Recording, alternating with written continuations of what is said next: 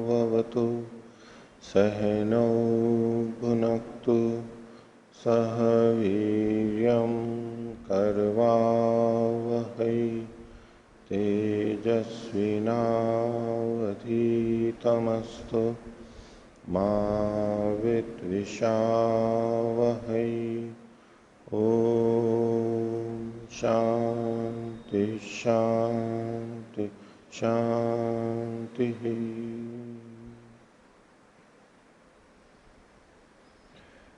न्याय दर्शन की 66वीं कक्षा न्याय दर्शन के तृतीय अध्याय का प्रथम आह्निक चल रहा है।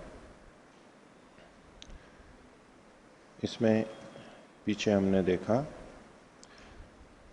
इंद्रियों की परीक्षा के अंतर्गत इंद्रियां भौतिक हैं या अभौतिक हैं। अभौतिक का मतलब अहंकारिक। इस विषय में दोनों ने पक्ष विपक्ष रखे। सिद्धांति का मत है कि इंद्रियां भौतिक हैं, पूर्व पक्षी का कहना है कि अभौतिक अहंकारिक है। यदि भौतिक होती तो जितनी है उतनी ही बड़ी चीजों का ज्ञान उसको होता। आंखें नेत्र जितने बड़े हैं उतनी ही वस्तुओं का ज्ञान होता, बड़ी वस्तुओं का ज्ञान नहीं हो सकता था। छोटी का और बड़ी का दोनों का होता है, इससे पता लगता है कि ये अभौतिक है। सिद्धांति का कहना है कि इंद्रियों के भौतिक होते हुए भी रश्मि के कारण से बड़ी वस्तुओं का भी ज्ञान हो जाता है। तो इसी विषय में रश्मियां होती हैं नहीं होती हैं, ये सारा प्रसंग आगे और चलेगा। तो पिछले पाठ में से किन्हीं को पूछना है तो पूछ सकते हैं। हाँ। ओम। पृष्ठ संख्या 329। हाँ। सूत्र संख्या 27। पार्थिवम गुणांतर उपलब्धे है। इस सूत्र में शरीर को पार्थिव बताया गया क्योंकि गंध विशेष गुण के पाए जाने से। तो इतने हेतु से तो शरीर की पार्थिवता सिद्ध तो नहीं होती, क्योंकि इसमें जैसे जल के गुण भी दिख रहे और वायु के गुण भी दिखते, तो पार्थिवता इतने हेतु से कैसे सिद्ध होगी? विशेष गुण होने से। पार्थिव गुण गंध यहां पर विशेष है, इसलिए बाकी गुण तो पृथ्वी में भी आ जाते हैं। पृथ्वी में केवल गंध ही नहीं होती, गंध की प्रधानता है, लेकिन जिन अन्य गुणों को हम वहां पर देखते हैं, इस तरह से आप चाहें तो पृथ्वी में भी रूप होता है, पृथ्वी में भी स्पर्श होता है, पृथ्वी में भी रस होता है। तो अन्य महाभूतों के गुण हैं ऊपर वालों के, सूक्ष्मों के, वो इसमें भी उपलब्ध होते हैं। लेकिन गंध विशेष यहाँ पर हो रहा है। यदि अन्य भूतों से ये बना होता पृथ्वी को छोड़ के, तो यहाँ पर गंध गुण नहीं होनी चाहिए थी, ये कहना चाह रहे हैं।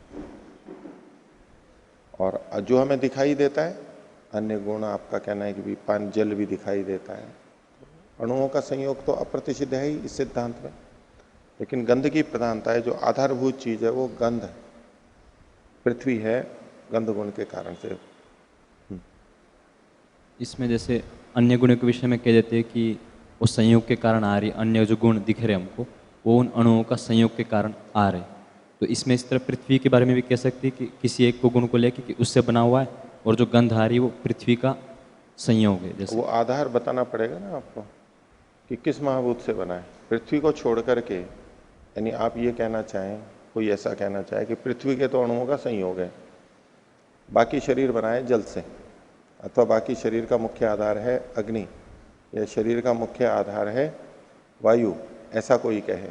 जैसे अभी पृथ्वी को मुख्य आधार माना गया और अन्य अणुओं का संयोग माना गया, ऐसे अन्य महाभूतों को किसी एक को मुख्य आधार माना जाए और पृथ्वी को के अणुओं का संयोग माना जाए, तो वो चीज प्रत्यक्ष भी दिखनी चाहिए कि जल उस तरह से आधार नहीं होता है किसी चीज का भी। शरीर जैसा ऐसा ठोस चीज है, इसमें जल आधार नहीं बनेगा। तालाब आदि कहीं भी जहां जल की प्रधानता हो, जो आधार हो, तो बाकी चीजें उसमें तैर सकती हैं। बाकी मुख्य तो जल का तो अपना खुद का आधार नहीं होता है, अपना आकार नहीं होता है। जिस पात्र में रखा जाता है उस आकार वाला होता है जल। तो इसलिए जल तो इसका आधार आश्रय हो नहीं सकता है। अग्नि भी नहीं हो सकता है। अग्नि भी नियत आकार वाली नहीं होती है, ये नियत आकार वाला रहता है। और वायु तो और भी बिना आकार वाली वैसे ही जितनी फैल जाती है होती है। इसलिए आधार के रूप में अन्य महाभूतों की संभावना नहीं है, वो आधार नहीं हो सकते, पृथ्वी ही आश्रय हो सकती है। ये इसके साथ में हम जोड़ सकते हैं युक्ति।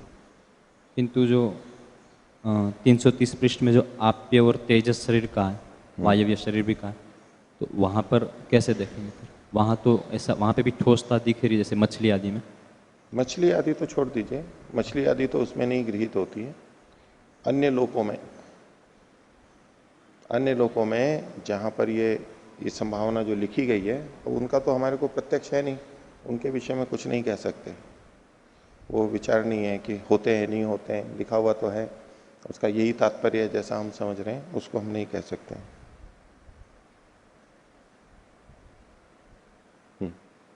और पृष्ठ संख्या 335, सूत्र संख्या 34 के भाष्य की पहली पंक्ति है, तयोर महद अणवोह ग्रहणम चक्षुरश्मे अर्थस्य च सन्निकर्ष विशेषात भवति। तो यहाँ पे जो चक्षुरश्मे अर्थस्य च सन्निकर्ष विशेषात, तो यहाँ पे आपने रश्मि का जैसे कल 2 अर्थ किए थे, तो जो आधुनिक जो माना जाता है कि बाहर से रश्मि आके वो हमारी आंखों से टकराती और फिर हमको जो ग्रहण होता है, उस अर्थ के अनुसार आपने बताया था कि चक्षु से जो संबंधित रश्मियाँ हैं उनका अर्थ के साथ सन्निकर्ष, तो तब हमको ज्ञान होता है। किंतु अर्थ और उनका रश्मियों का सन्निकर्ष तो सदा ही बना रहता है। हमारा जो सन्निकर्ष होता है तो चक्षु से होना चाहिए, तो उस स्थिति में अर्थ कैसे घटेगा? रश्मियों का अर्थ का सन्निकर्ष जब जब रश्मियां हैं तब तक बना रहेगा, ठीक है। लेकिन जब वो वहां से टकरा करके हमारे नेत्र पे आए, हमारे नेत्र खुले हों, या जो प्रकाश की किरणें उधर से आ रही हैं उस तरफ हमारा मुख हो, तो चक्षु ग्रहण कर पाएंगे। अब पीछे की तरफ जो चीजें हैं वो आपको तो दिखाई दे रही हैं, मेरे को नहीं दे रही हैं, क्योंकि वहां पर प्रकाश टकरा करके जिस तरफ जा रहा है वो आपकी आंखों में तो जा रहा है, क्योंकि आपका मुख उस तरफ है, मेरा मुख उस तरफ नहीं है। तो वो रश्मि सीधी रेखा में चलती हैं प्राय करके, तो वो मेरी आंखों में नहीं आएंगी। जब मैं अपने नेत्र को उधर घुमाऊंगा तब वो आएंगी। तो अर्थ का और रश्मियों का सन्निकर्ष भले ही हो रहा हो, लेकिन वो रश्मियां अर्थ से टकरा करके वापस जो चक्षु रश्मि, इसीलिए बोल रहे हैं कि चक्षु से संबंधित जो चक्षु में आ रही हैं वो रश्मियां रूप का ग्रहण कराती हैं हमारे को।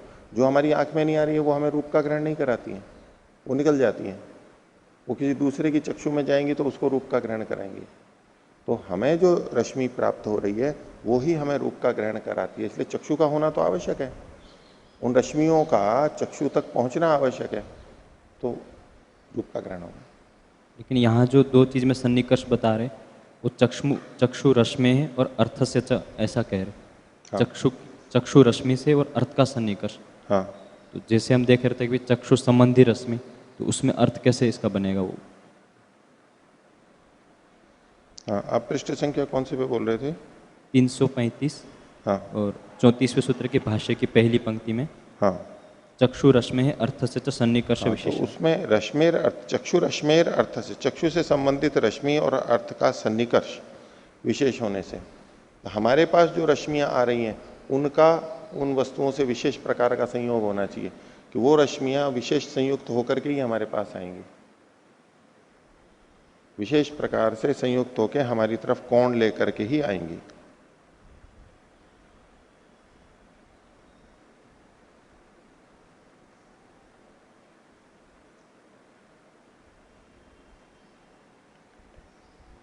इसमें चक्षु की सन्निकर्षता नहीं कही जाएगी।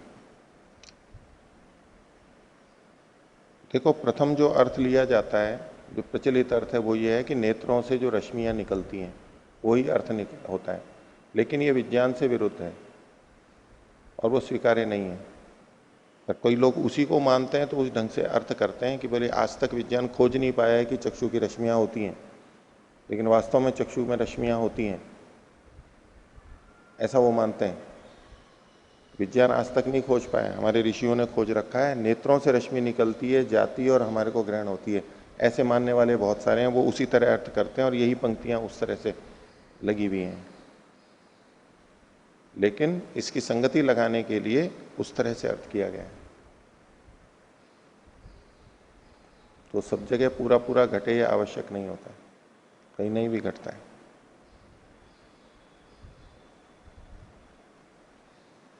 और जो चक्षु से संबंधित रश्मियां हैं, जो जो हमारे पास आ रही हैं, दूसरे वाले अर्थ की दृष्टि से कह रहा हूं, चक्षु रश्मि मतलब चक्षु से संबंधित रश्मि। अब उनका और अर्थ का सन्निकर्ष यदि होगा तो ही हमें पता लगेगा। अब मैं इधर देख रहा हूं, इधर जो चक्षु से संबंधित रश्मि आ रही है, उस रश्मि का इधर के अर्थ के साथ में सन्निकर्ष नहीं हुआ है, तो मेरे को वो दिखेगी नहीं, इधर की वस्तु दिखेगी नहीं। जो चक्षु से संबंधित रश्मि आ रही है, प्राप्त हो रही है, उसका उस अर्थ के साथ सन्निकर्ष हुआ हुआ होना चाहिए पहले, उससे टकरा करके आनी चाहिए, तब मेरे को दिखाई देगी, हमें तभी दिखाई देगी।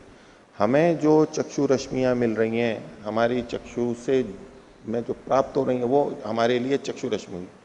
आपके लिए अलग चक्षु रश्मि है, मेरे लिए अलग चक्षु रश्मि है। चक्षु के पास तो रश्मि हमेशा आती रहती है। इधर देख रहे हैं, आप जो भी जहां देख रहे हैं, चक्षु रश्मियां तो आ ही रही हैं। तो उन रश्मियों से, चक्षु में जो रश्मि आती है, उससे दुनिया की सारी चीजों का प्रत्यक्ष नहीं हो जाता है। क्यों नहीं होता है? क्योंकि वो उन वस्तुओं से, दूसरी वस्तुओं से टकरा करके नहीं आ रही हैं, हमारे पास सन्निकर्ष नहीं हुआ, इसलिए हमें उनका पता नहीं लगेगा। हाँ, जिन वस्तुओं से टकरा करके आ रही हैं, जिनसे उनका सन्निकर्ष हुआ है, उनका हमें पता लग जाता है। और जो मत है कि अपने चक्षु से रश्मियाँ निकलती है, उस पक्ष में भी ऐसा कहते हैं कि वहाँ टकरा कर फिर वापिस आती है, तब हमको वापस आती है, मानना पड़ेगा, क्योंकि अगर वापस नहीं आती है तो कैसे ज्ञान हो जाता है? वो ऐसा मानते होंगे कि जैसे हम किसी चीज़ को टॉर्च मार के हम देखते, तो इनके मत में तो वापस भी प्रकाश नहीं आता, वो जाके बस सीधा दिखाता है प्रकाश। उसी प्रकार चश्मों की रश्मियाँ निकलती और दिखा देती सीधा। मतलब ये उदाहरण भी आपका विपरीत है, आपके पक्ष में नहीं जाएगा। आपका ये कहना है कि टॉर्च में जैसे हम डालते हैं, प्रकाश केवल वहां जाता है, लौट के नहीं आता है और हमें दिख जाता है। लेकिन सिद्धांत तो ये है, प्रकाश टॉर्च की, वो वहां गया और वहां से लौट के आया तब वो दिखती है। अगर वहां से लौट के नहीं आ रहा है तो हमें दिखेगी नहीं। सिद्धांत तो ये कहते हैं। देखो, वो अपने पक्ष में कहते हैं आजकल के रडार कैसे काम करते हैं। रडार होते हैं ना, सुना है रडार, बड़े बड़े से यूं लगे हुए रहते हैं, घूमते रहते हैं, चारों तरफ घूमते रहते हैं। तो आकाश में जो हवाई जहाज, हेलीकॉप्टर, कोई ऐसी चीजें आती हैं, उसको वो पकड़ लेते हैं, बता देते हैं कि कोई वस्तु यहाँ आ रही है, इस गति से आ रही है, इस दिशा में जा रही है। रडार बोलते हैं उसको। वाहनों पे भी लगे हुए रहते हैं वैसे, और नहीं तो स्थिर बड़े रडार पहाड़ों पे और उस पर लगे हुए रहते हैं, तो हमेशा निगरानी करते रहते हैं। कोई शत्रु सेना, कोई वायुयान शत्रु सेना का, और वो कोई घुस जाता है, एकदम पता लगता है तो कार्यवाही करनी होती है, तो कुछ भी कर जाए निगरानी के लिए। वो कैसे काम करते हैं? यहां से किरणें भेजी जाती हैं हमेशा दूसरी जगह पे। अब बीच में वायुयान या हेलीकॉप्टर आ गया तो उससे टकरा, उतने भाग से वो किरणें टकरा के वापस आ जाती हैं, बाकी किरणें निकल जाएंगी इधर उधर, वहां से टकरा के वापस आएंगी। तो जो किरणें वापस आई जितने आकार प्रकार की, तो यंत्र पता कर लेता है कि यहाँ कोई चीज है, रुकावट, जहां से लौट करके ये किरणें आ रही हैं, तो पता लग जाता है ना। यहां से किरणें गई, वहां से टकराई, टकरा के लौट के आई, तो जैसे देखो रडार में दिखाई देता है, ऐसे ही हमारे नेत्र में भी दिखाई देता है। उनके उदाहरण बता रहा हूं अपने पक्ष की पुष्टि के लिए। दूसरा, चमगादड़। चमगादड़ कैसे पता लगाता है कि यहाँ कोई दीवार है, रास्ता है? तो उसकी आंखें तो नहीं होती हैं, वो ध्वनि तरंगें फेंकता है, जो भी हैं, अल्ट्रासाउंड, जो भी आप लो, कोई भी ध्वनियां छोड़ता है। वो ध्वनि तरंगें जाती हैं, टकरा करके वापस आती हैं, और उसको पता लग जाता है। अगर टकरा के नहीं आ रही है, निकल रही है, तो उसे पता लग जाता है कि ये यहाँ खाली जगह है, उड़ के भी चला जाता है, या निकट है, दूर है, उस सबका भी उसको पता लग जाता है।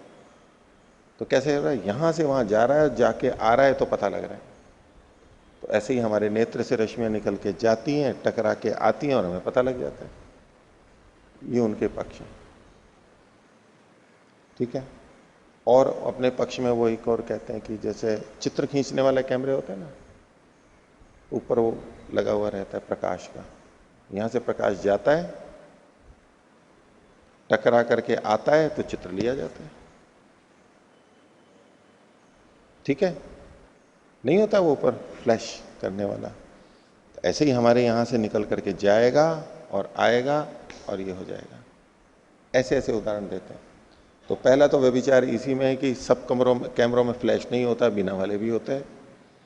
क्यों यहां से जाए और आए ये तो कोई बात नहीं हुई, ठीक है, जो आप कह रहे हो वहां जाता है आता है वो ठीक है, लेकिन उससे ये तो सिद्ध नहीं हो जाता कि सब जगह ऐसा ही होता है। बिना फ्लैश वाले भी कैमरे होते हैं। दूसरा, ये वीडियो कैमरा है, इसमें से प्रकाश की किरण आ रही है यहां पर, फिर यूं जा रही है, तो मैंने देखो एक वो लाल लाल छोटी सी बिंदी है, देखो वहां पर एक लाल बत्ती जल रही है ना, यहां से दिखाई दे रही है। अभी प्रकाश कैसे जा रहा है उसमें कैमरे में, ये वाला प्रकाश यहां टकरा रहा है, यहां से टकरा करके कैमरे की तरफ जा रहा है और वहां पर उसमें ग्रहण, वहां से चल के कुछ आ रहा है ये नहीं है, ये कोई आवश्यक नहीं है वहां से चल के आए तो ही ग्रहण हो। और ये बिल्कुल आंख की तरह काम करता है, चित्र वाला भी आंख की तरह ही है और वीडियो तो बिल्कुल है ही आंख की तरह ही। उसी तरह से प्रकाश की किरणें वहां से बाहर से आती हैं। ठीक है, तो ये भी खंडित होता है उनका। अब रडार वैसे काम करता है, चमगादड़ वैसे काम करता है, लेकिन हम भी वैसे ही काम करते हैं, ये तो बात नहीं हुई। हमें कोई वस्तु कब दिखाई देती है, जब हम आंख खोलते हैं। ठीक है, आंख बंद हो तो दिखाई नहीं देगी ना, आंख खोलते हैं तो दिखाई देती है। तो उन सिद्धांत के अनुसार आंख खुलेगी, चक्षु रश्मि निकलेगी, फिर वस्तु से जाके टकराएगी और टकरा करके वापस आएगी। तो उसमें समय लगेगा या नहीं, समय लगेगा, लगना चाहिए ना। कितना समय लगेगा, कितना समय, प्रकाश की गति, तो चक्षु रश्मि भी प्रकाश की गति वाली होगी, ये मान करके बोल रहे हो। ये जो प्रकाश की रश्मियां हैं, इनकी जो गति है 3 लाख किलोमीटर प्रति सेकंड, इतनी तेज गति है। यहां तो पता भी नहीं लगे हमारे को कि कुछ देर भी लग रही है उसमें, हमारे अभी तो अनुक्षण उसी समय हो रहा है, हमें तो पता नहीं लगेगा। लेकिन अब बहुत दूर की हो तो जैसे ध्वनि दूर से आती है टकरा के तो समय लगता है, ऐसे प्रकाश का भी लगता है। तो चक्षु रश्मि को माना जाए कि चक्षु रश्मि निकलती है, जाती है, फिर आती है, तब हमें दिखाई देता है, तो हमें यह भी मानना होगा कि वो रश्मि गई और आई तो उसमें देर लगेगी कुछ ना कुछ। जितनी दूर वस्तु है वो उतनी देर से दिखाई देगी। ठीक है, तो हम जब सूर्य की तरफ देखेंगे, पहले नेत्र बंद है, अब नेत्र खोलेंगे तो सूर्य कितने देर बाद दिखाई देना चाहिए? इन्होंने कहा 16 मिनट बाद में है, नहीं 8:30, चलो 16-17 मान लो। सूर्य से प्रकाश की किरण 3 लाख किलोमीटर प्रति घंटे की गति से जो चल के आ रही है, उसको लगभग 8 मिनट लगते हैं। सूर्य से यहां आने में लगभग 8 मिनट लगते हैं। और चक्षु रश्मि के पक्ष में यहां से चक्षु रश्मि निकल के पहले सूर्य तक पहुंचेगी और फिर सूर्य से लौट करके आएगी, तो दुगना समय कितना लगेगा? 16-17 मिनट, जितना भी मानो। तो आंख खोलने के बाद में कितनी देर बाद में सूर्य दिखना चाहिए? 17 मिनट बाद में दिखना चाहिए। दिखता कब है? उसी समय दिखता है, उसी समय दिखता है। कैसे? अगर चक्षु रश्मि होती तो ये होता। दूसरी बात, और उधर मैंने पहले जो चक्षु रश्मि फेंकी सूर्य की तरफ, अब मैंने मुंह इधर फेर लिया, अब क्या होगा? मैंने इधर देखा आपको, अब मेरी चक्षु रश्मि यहां फेंक रहा हूं मैं, फिर मैंने इधर मुंह कर लिया, तो क्या होगा? वो चक्षु रश्मि आंख में तो आ नहीं पाएंगी, अथवा वो घूम करके भी आ जाती है। उनमें विशेष धर्म हो सकता है ना, गाइडेड होती है, हमने यूं भी कर लिया तो भी घूम करके आ जाएगी। लेकिन ऐसा प्रत्यक्ष नहीं है। जैसे ही इधर से इधर जाते हैं तो इधर का देखना बंद, इधर का देखना शुरू, इधर करते ही तो इधर का बंद, इधर का देखना। कई जने कहते हैं नहीं, चक्षु रश्मि फैल करके यूं जाती है, टकरा कर एकदम आ जाती है। तो कहते हैं वो उसी समय आ जाती है। कैसे? जैसे मेंढक पकड़ता है ना कीड़ों को, मेंढक होता है ना, उसकी जीभ जो होती है वो उल्टी होती है, हमारी तो जीभ यूं आगे होती है, उसकी पलटी भी रहती है। तो जब वो लिसी होती है, कोई कीड़ा वीड़ा बैठा होता है तो यूं मारता है और एक चिपका के यूं एकदम अंदर ले जाता है, कितनी तेजी से जाता है, फेंक के यूं मारता है। गिरगिट वगैरह और भी कई प्राणी होते हैं, वो जीव को इतना लंबा और बहुत तेज गति से आती है, हम कल्पना भी नहीं करते। जो कैमरे होते हैं ना, बहुत धीमी गति से जब चलाते हैं तो पता लगता है। जैसे हम छींकते हैं तो कितनी गति से छींकते हैं, हम सोच भी नहीं सकते कि इतनी गति हमारी नाक के इसमें भी है, बहुत तेज होती है। तो इतना जाके करते हैं। तो चक्षु रश्मि कैसी, यहां से गई और आई। अब उनसे पूछो कि यहां से चक्षु रश्मि निकली, तो जो चक्षु रश्मि निकल के गई थी उसका नेत्र से अभी संबंध बना हुआ है पतंग की तरह से या नहीं है? पतंग होती है ना, यहां से छोड़ी गई तो रस्सी बंधी भी रहती है। तो यहां से जो चक्षु रश्मि निकल करके गई, चक्षु रश्मि पूरी लंबी रश्मि रस्सी की तरह से है या टुकड़ा है, यहां से निकल गई गोली की तरह गई, अब यहां से कोई संबंध नहीं है। इतने प्रश्न, इतनी असंगतता उसके अंदर रहेगी और प्रत्यक्ष के भी विपरीत है। तो यद्यपि कई जने इसका आक्षेप भी करते हैं कि उस समय इनको पता नहीं था चक्षु रश्मि या हम नेत्र हमारे कैसे काम करते हैं, इसलिए ऐसा लिख दिया है इन्होंने। जो भी है उस तरह आपको देखना है तो उस तरह देख लीजिए, और उसको व्याख्यान तो विशेष प्रतिपत्ति है तो उस तरह देख लीजिए। आपको जो पसंद आए देख लीजिए। तो चक्षु रश्मि का, तो इसमें चक्षु रश्मि का चक्षु को कोष्ठक में भी कर सकते हैं। जो आप ये 34वें सूत्र की पहली पंक्ति का कह रहे थे, तयोर महद अणवोर ग्रहणम चक्षु रश्मिर अर्थस्य च सन्निकर्षा। तो रश्मिर अर्थस्य च सन्निकर्ष, रश्मि और अर्थ का सन्निकर्ष होना चाहिए। और चक्षु रश्मि ही आपको जोड़ना है तो मैंने उस तरह व्याख्या की कि चक्षु मतलब चक्षु से संबंधित, जो इससे संबंधित है, जुड़ी हुई है, जो हमें प्राप्त हो रही है, उसका उस अर्थ के साथ सन्निकर्ष हुआ हुआ होना चाहिए, तब वो हमें वस्तु दिखाई देगी, नहीं तो नहीं दिखाई देगी। सीधी सूर्य से जो रश्मि आ रही है, सूर्य की रश्मियां सब जगह फैल रही हैं, उससे हमें सब वस्तुएं दिखाई देती हैं। तो चलो हम सूर्य की तरफ ही देख लेते हैं तो सारी वस्तुएं दिखाई दे जाएंगी हमारे को। तर्क बुद्धि युक्ति दिखाई दी मैं इसमें, मैं बोल रहा हूं सूर्य के प्रकाश से ही सारी चीजें दिखाई देती है ना हमारे को, उसके बिना दिखाई देती है क्या? नहीं। अब सब वस्तुओं को देखने के लिए हमें इधर उधर देखना पड़ता है। इससे अच्छा है कि सीधा सूर्य की तरफ देख लो तो सारी वस्तुएं दिखाई दे जाएंगी हमारे को। अच्छा तर्क है ना। कमरे में बल्ब जला, उससे कमरे की 50 वस्तुएं वो दिखाई दे रही हैं, प्रकाश से उसी से दिखाई देती है, वही माध्यम है, तो सीधे उसी को ही पकड़ लो ना। सीधे बल्ब को देखने लग जाओ तो पूरे कमरे की सारी वस्तुएं दिखाई दे जाएंगी? नहीं दिखाई देंगी,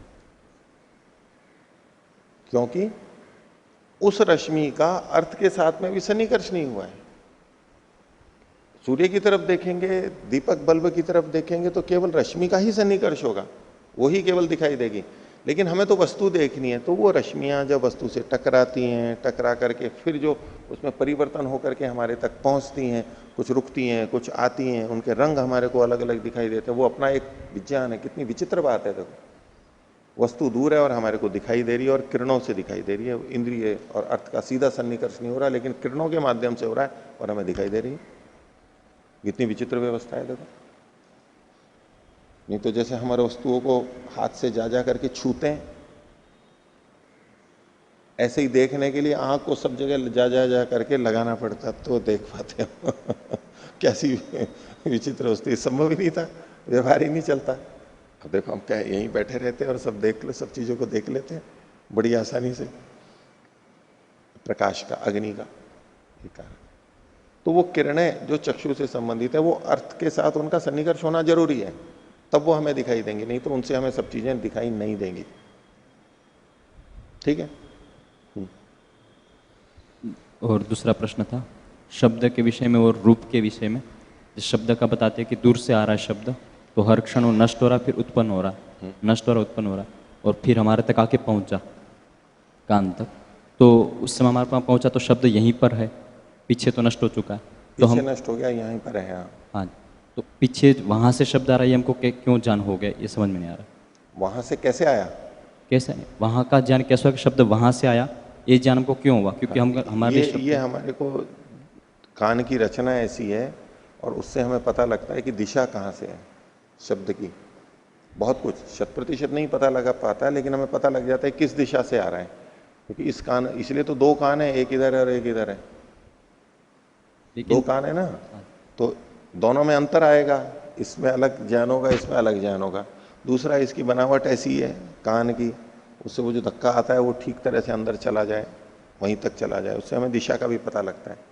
घोड़ों को देखा है ना, घोड़े वो कान को यूं करते हैं, फिर यूं करते हैं और यूं करते हैं, करते रहते हैं ना, यूं पीछे सब तरफ घुमाते रहते हैं, जैसे हम अपनी आंख को घुमाते हैं, वो अपने उसको घुमाता रहता है इधर उधर, उसको ठीक ठीक सुनाई देता है।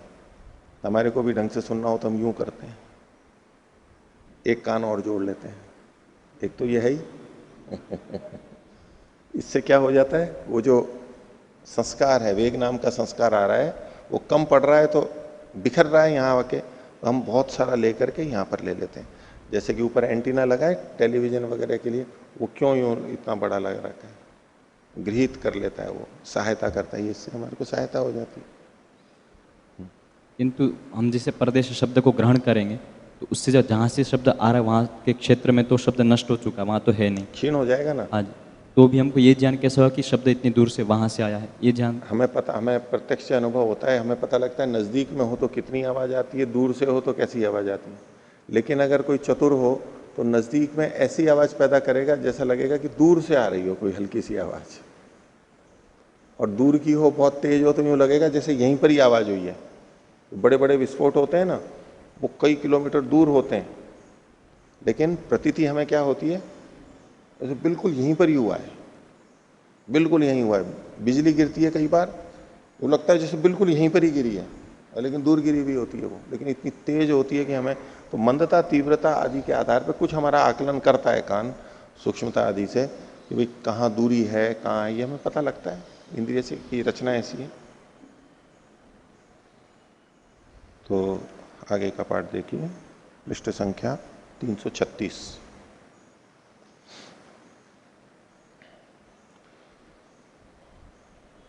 पिछले सूत्र में सिद्धांति ने रश्मि की बात कही थी, रश्मि और अर्थ के सन्निकर्ष से ये ज्ञान होता है। तो यानी पीछे वो रश्मि की उपस्थिति बता रहा है, और रश्मि की उपस्थिति बता करके सिद्ध करके आवरण से उसकी सिद्धि बता रहा है। आवरण लिंग वाली होती है रश्मि, आवरण होने से हमें नहीं दिखाई देता, इससे पता लगता है कि रश्मि होती है। तो उस पर पूर्व पक्षी ये प्रश्न कर रहा है, बोले कि आपने ये जो आवरण से रश्मि का ज्ञान होना बताया वो ठीक नहीं है, वो अनुमान गलत है, आपका हेतु गलत है। तो भूमिका है, आवरणानुमेयत्वे सति इदम आह। ये जो रश्मि किरणा नाम अध्याहार करेंगे, किरणों का रश्मि नाम, आवरणानुमेयत्वे सति, आवरण से अनुमेयत्व होने पर, कि आवरण के द्वारा उनका अनुमान किया जातना होने पर, ऐसा जब कोई माने तो उस विषय में अब ये पूर्व पक्षी आक्षेप रख रहा है। आह तद अनुपलब्धे है अहेतु, उन रश्मियों की अनुपलब्धि होने से अहेतु है, आपका हेतु है वो ठीक नहीं है। आप आवरण से रश्मियों का अनुमान तो कर रहे हो, लेकिन रश्मियों की उपलब्धि ही नहीं होती है, रश्मियों का पता ही नहीं लगता है, यानी प्रत्यक्ष ही नहीं होता, तो कैसे मान लें? आपने तो कह दिया अनुमान हो जाता है, लेकिन प्रत्यक्ष तो उसका होता ही नहीं है, तो हम कैसे माने कि अनुमान होता है उसका? इसलिए आपने जो हेतु दिया आवरण का वो ठीक नहीं है, अहेतु है। यदि प्रत्यक्ष हो जाता तब तो हम मान लेते, लेकिन ऐसा कोई उसके अस्तित्व का पता ही नहीं लगता है, इसलिए अनुमान से जो आप मान रहे हो वो प्रत्यक्ष विरुद्ध होने से हमें मान्य नहीं है, आपका हेतु अहेतु है। तद अनुपलब्धेर अहेतु। भाष्य, रूप स्पर्शवत्ति तेज अल्प विराम। अब जो रश्मि को मानेंगे भी तो रश्मि को आग्नेय तेजसी मानना होगा। महाभूतों की दृष्टि से देखेंगे तो रश्मि भी एक द्रव्य है, एक द्रव्य है। वो द्रव्य है तो रश्मि द्रव्य है, तो कौन सा द्रव्य है? वो पृथ्वी जल अग्नि वायु आकाश, तो वो अग्नि तेजस माना जाएगा। तो रूप स्पर्शवत्ति तेज है। तेज कैसा होता है? रूप वाला होता है और स्पर्श वाला होता है, ये दोनों गुण होते हैं उसमें। और उसका वो प्रकटीकरण कब होता है? तो कहा महत्वाद अनेक द्रव्यत्वाद रूपवत्वाच उपलब्धि। इसकी जो उपलब्धि यानी प्राप्ति ज्ञान होता है वो तीन कारणों से होता है। तीन कारण यहां बताए जो कि वैशेषिक में भी हमने देखे थे, वो की वो चीज यहां पर कही जा रही है। पहला है महत्वात, उसका परिमाण महत होना चाहिए, अणु परिमाण होगा तो नहीं पता लगेगा, यानी द्वैणुक उससे बड़ा होना चाहिए। महत परिमाण कहां से माना गया है? त्रसरेणु से या द्वैणुक से?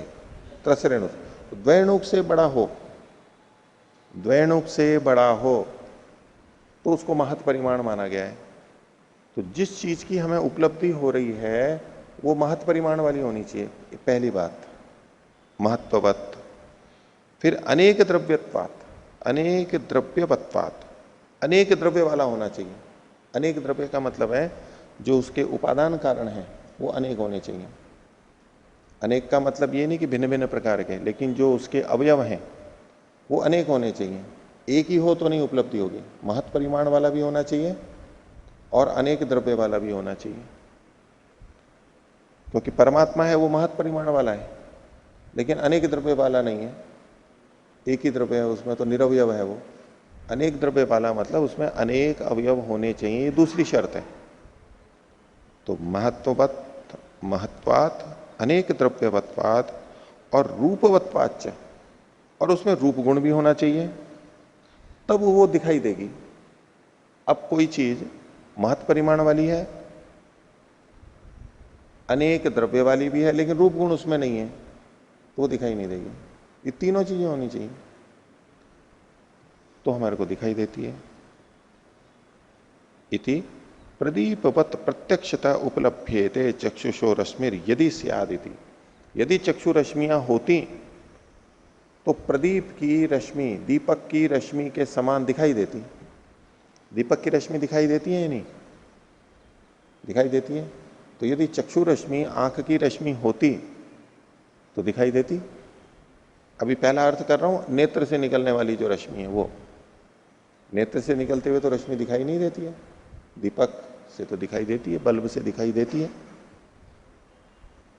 इसको वो दूसरे अर्थ में भी लगाइए जिसमें है कि वस्तु से टकरा करके प्रकाश हमारे पास आता है। तो कोई कहे कि नहीं वहां से टकरा करके प्रकाश आ रहा है इसलिए दिखाई दे रहा है हमारे को, तो कहेगा वहां से टकरा के प्रकाश कहां आ रहा है? वहां दीपक से तो प्रकाश आ रहा है लेकिन इन वस्तुओं से प्रकाश टकरा के आ रहा है, ये तो कोई बात ठीक नहीं है। ऐसा सामान्य दृष्टि से कोई कह सकता है। तो प्रदीप के प्रकाश के समान प्रत्यक्षतः चक्षु रश्मियों की उपलब्धि होनी चाहिए, वो तो उपलब्धि हो नहीं रही है, इसलिए तद अनुपलब्ध है। उन चक्षु रश्मियों के अनुपलब्ध होने से आवरण का जो अनुमेय, आवरण से जो आपने अनुमेय बताया था रश्मियों को, आवरण लिंग बताया था, वो अहेतु है, उससे सिद्धि नहीं होती है।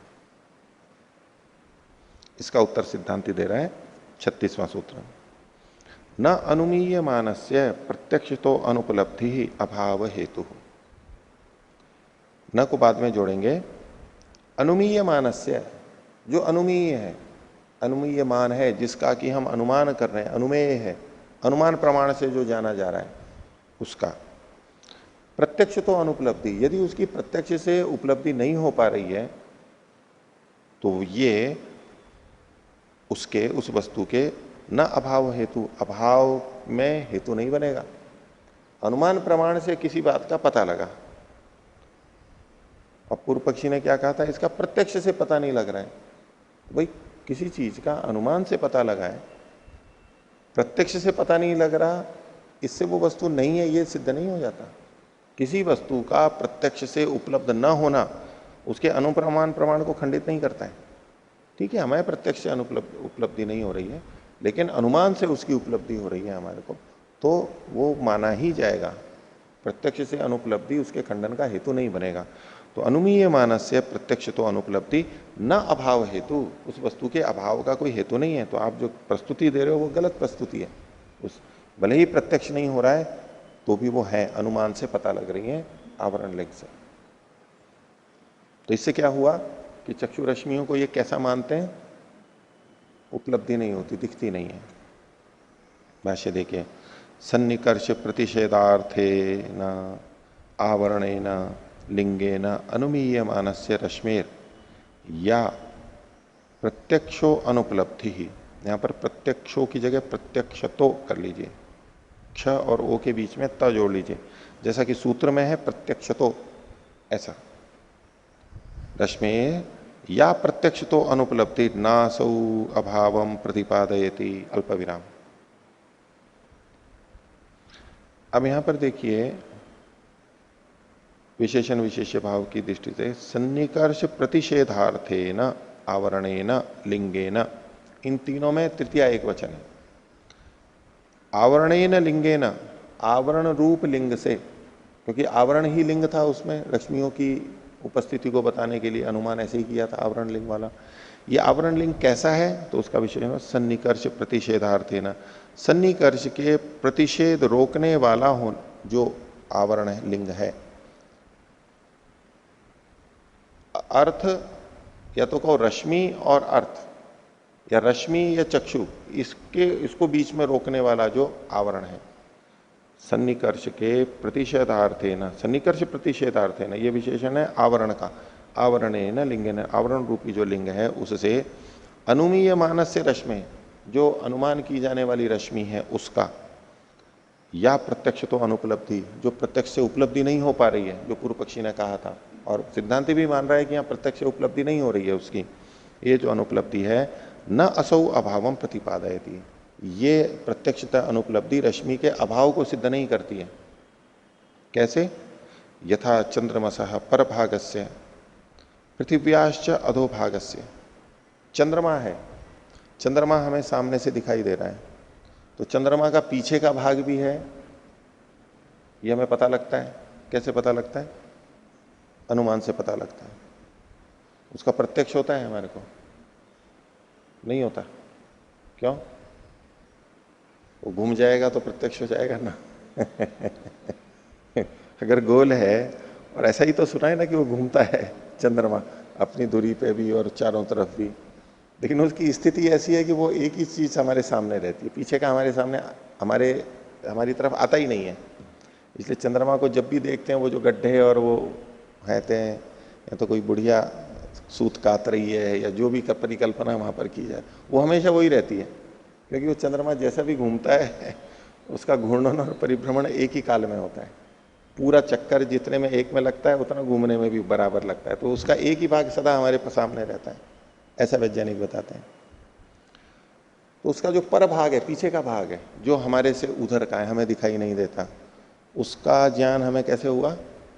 अनुमान से। भी सामने वाला है तो पीछे का भी होगा, एक सामान्य तो दृष्ट अनुमान है, जैसे किसी मनुष्य का, जैसे किसी मकान का, जैसे किसी दीवार का, आगे का भाग है तो पीछे का भाग भी होता है। लेकिन चंद्रमा के पीछे भाग की प्रत्यक्षतः उपलब्धि नहीं होती है हमें, और उसे चंद्रमा पे पहुंच गए वो बात छोड़ो, अलग है, हमें नहीं होती। तो प्रत्यक्ष से हमारे को अनुपलब्धि होती है, तो इससे क्या हम ये मानेंगे कि वो है ही नहीं? भले ही प्रत्यक्ष से उपलब्धि नहीं हो रही है, लेकिन अनुमान से ज्ञान हो रहा है तो वो है, माना जा सकता है। दूसरा, इसी तरह से पृथ्व्याश्च अधोभागस्य, पृथ्वी का जो नीचे का भाग है, हम पृथ्वी के ऊपर के भाग में, हम कहां पर है? पृथ्वी के ऊपर के भाग में नहीं, भ्रांति है ये। तो अच्छा बताओ कौन से भाग में? दाएं भाग में है या बाएं भाग में या नीचे वाले भाग में? तो ये अलग भ्रांति वाली बात है। आप कहो कि हम दाएं भी हैं, ऊपर भी हैं, नीचे भी हैं, सब जगह हैं हम पृथ्वी के, एक समय में एक है। खैर, हमारी प्रतीति जो है, हम अपनी प्रतीति के आधार पर बोलते हैं, यहाँ पर व्यवहार के आधार पर हमें यही लगता है ना कि हम ऊपर हैं, सबको यही लगता है कि हम ऊपर हैं। देखो परमात्मा की कैसी रचना है, कितनी भी, सबको ये लगता है कि मैं ऊपर हूं। बाकी सब कैसे हैं? या तो मेरे दाएं बाएं है या मेरे नीचे है। मैं कहां पर हूं? मैं सबसे ऊपर हूं। सब संतुष्ट हैं कि हम ऊपर हैं। तो अपनी दृष्टि से कथन है कि पृथ्व्याश्च अधोभाग से, पृथ्वी का जो नीचे का, हम ऊपर हैं तो हमने नीचे का भाग अभी हम गए नहीं कभी। जो चले जाते हैं उनको छोड़ो, और जो चले भी जाते हैं तो वो उस समय वहां ऊपर हैं और पीछे का भाग उनका फिर नीचे का हो जाएगा। तो अनुमान से तो हमें पता लगता है कि नीचे का भाग भी है, लेकिन प्रत्यक्ष से हमारे को उपलब्धि नहीं हो रही है, तो क्या हम उसका खंडन कर देंगे? नहीं कर सकते। तो अनुमान से जिसकी सिद्धि हो रही है उसका खंडन प्रत्यक्ष की अनुपलब्धि मात्र से नहीं हो जाता। अनुमान अपने आप में प्रमाण है, उससे कोई बात सिद्ध हो रही है तो हो रही है। इसलिए जो आपने चक्षु रश्मियों का खंडन किया या चक्षु रश्मियों के मैंने जो अनुमान के माध्यम से सिद्धि की थी उसका खंडन कर रहे हो, वो खंडन नहीं होगा। हाँ, पीछे अवयवी की चर्चा चली थी और उसमें अवयवी को पूरा प्रत्यक्ष माना था।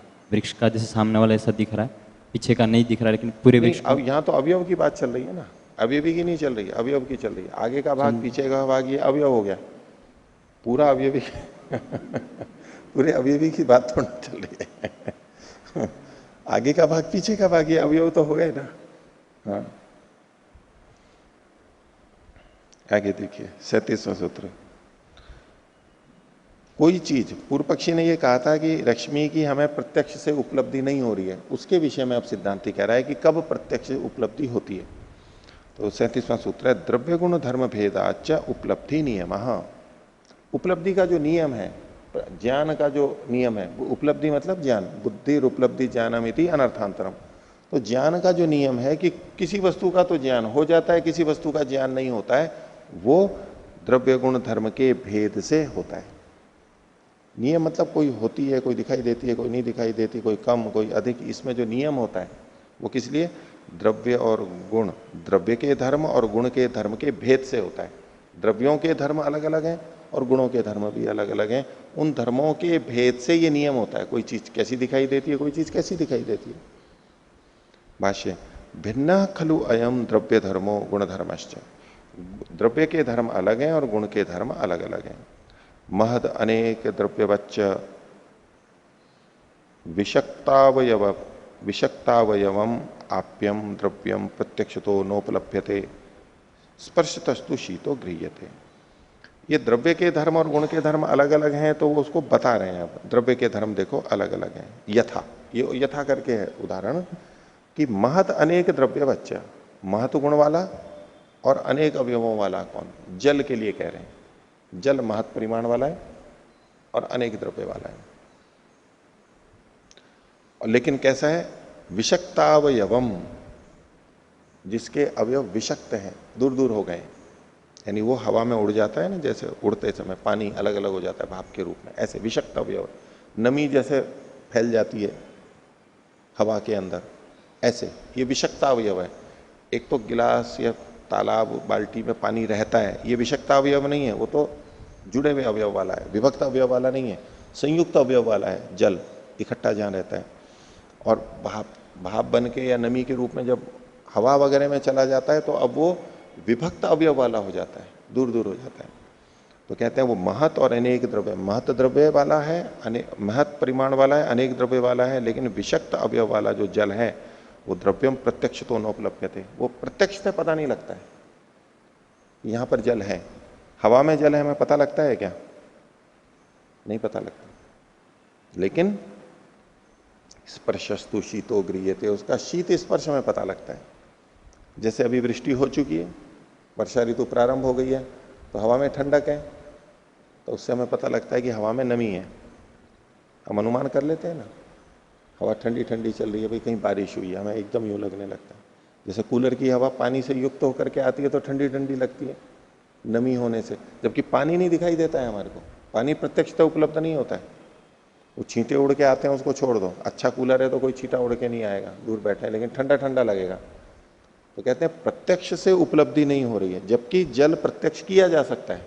जल का जो संयुक्त अवयव वाला जल है वो हमें दिखाई देता है, दिख जाता है, लेकिन ये विषक्त अवयव वाला जो जल है वायु में फैला हुआ, उसकी प्रत्यक्षता तो उपलब्धि नहीं होती, लेकिन अनुमान से तो उसका ज्ञान हो रहा होता है। तो अगर कोई ये हेतु देने लगे, जैसे पूर्व पक्षी ने कहा था कि किसी का अनुमान से ज्ञान हो रहा है लेकिन प्रत्यक्ष ज्ञान नहीं हो रहा है, तो इसलिए खंडित हो रहा है, तो बोले ऐसा नहीं होगा। आगे, तस्य द्रव्य से अनुबंधात, और उस द्रव्य के अनुबंध से, उस द्रव्य के मतलब जल के, जल का ही प्रसंग है। आप्यम पीछे लिखा था, आप्यम द्रव्यम यानी जलीय द्रव्य। तो तस्य जल से द्रव्य से अनुबंधात, उसके जुड़ जाने से हेमंत शिशिरौ कल्पेते, हेमंत और शिशिर ऋतुएं बन जाती हैं। हेमंत और शिशिर दोनों ही ठंडी की ऋतुएं हैं। मोटे तौर पे कहो तो नवंबर दिसंबर आज की महीनों के हिसाब से तो हेमंत है, जनवरी फरवरी है वो शिशिर है मोटे तौर पे। इन दोनों में भी जल का अंतर होता है। हेमंत ऋतु में बादल बारिश नहीं होती है प्राय, लेकिन शिशिर ऋतु जब आती है तो बादल आ जाते हैं, बारिश होती है, नमी हो जाती है, आर्द्रता बढ़ जाती है, उससे ठंडी भी बढ़ जाती है। नवंबर दिसंबर में बारिश नहीं होती है, जनवरी में और उसमें जाकर के होने लगती है दिसंबर के अंत में। हेमंत और शिशिर में आयुर्वेद में भी ये अंतर बताया कि हेमंत में रुक्षता रहती है, शिशिर में आर्द्रता आ जाती है, क्योंकि मेघ होते हैं, बादल, बारिश होने लगती है, मावठ बोलते हैं इधर, बारिश हो जाती है सर्दी वाली। वो प्राय करके जनवरी में होती है, दिसंबर में नहीं होती है। और जनवरी में ही फिर धुंध भी अधिक पड़ती है, दिसंबर में इतनी नहीं आती है। बारिश भी हो जाती है, नमी हो जाती है, उसी समय ज़्यादा पानी की भी आवश्यकता होती है और उससे ठंड बढ़ जाती है, हवा ठंडी हो जाती है, चलने लगती है नमी के कारण से। तो इस जल के न्यूनाधिकता से हेमंत और शिशिर ये दो ऋतुएं बन रही हैं। तथा विधम एवच तेजसम, उसी प्रकार से अब तेजस अग्नि के संदर्भ में भी कहा है। पहले आप्य कहा जल के बारे में, अब तेजस के बारे में कहा। तथा विधम एव तेजसम द्रव्यम अनुद्भूत रूपम, तेजस द्रव्य तो है लेकिन उसका रूप अनुद्भूत है, रूप नहीं, प्रकट नहीं है। अनुद्भूत रूपम सह रूपेण न उपलब्ध, वो फिर ऐसे में तेजस द्रव्य रूप के साथ में दिखाई नहीं देगा, उसका रूप गुण अनुद्भूत है, प्रकट नहीं है। वो तेज होते हुए भी वो रूप से रहित दिखाई देगा, रूपवान दिखाई नहीं देगा। स्पर्शस्तु अस्य उष्ण उपलभ्यते अल्प विराम, लेकिन उसका उष्ण स्पर्श तो दिखाई देता है। स्पर्शस्तु तस्य उष्ण उपलभ्यते, जैसे पानी गर्म है, अब गर्म पानी है, अब उसमें अग्नि है, दिखाई हमें क्या दे रहा है? दिखाई तो पानी ही दे रहा है, जल ही दिखाई दे रहा है, जल का रूप है वो ही दिखाई दे रहा है, जबकि उसमें अग्नि भी आ चुकी है। उसमें अग्नि का रूप गुण अनुद्भूत है, प्रकट नहीं है। अग्नि का रूप गुण दिखाई नहीं दे रहा है, लेकिन स्पर्श गुण उद्भूत है, प्रकट है। हम छूते हैं तो पता लग जाता है कि इसमें अग्नि है, लेकिन रूप से हमें पता नहीं लगता है कि इसमें अग्नि है। तो अग्नि में रूप और स्पर्श दोनों गुण होते हैं, कभी कोई गुण उद्भूत होता है, कोई गुण अनुद्भूत होता है। तो उष्ण जल आदि में रूप गुण अनुद्भूत होता है और स्पर्श गुण उद्भूत होता है, प्रकट होता है। और जो कई ठंडी चीज हो, अब जैसे कि आप चंद्रमा के प्रकाश को कह देते हैं कि चंद्रमा का प्रकाश कैसा है, ठंडा है, गर्म है, शीतल है, तो प्रकाश तो आ रहा है, यानी रूप तो उद्भूत है, लेकिन उष्ण स्पर्श अनुद्भूत है, प्रकट नहीं है, वो ठंडा है, यानी गर्म नहीं आ रहा है।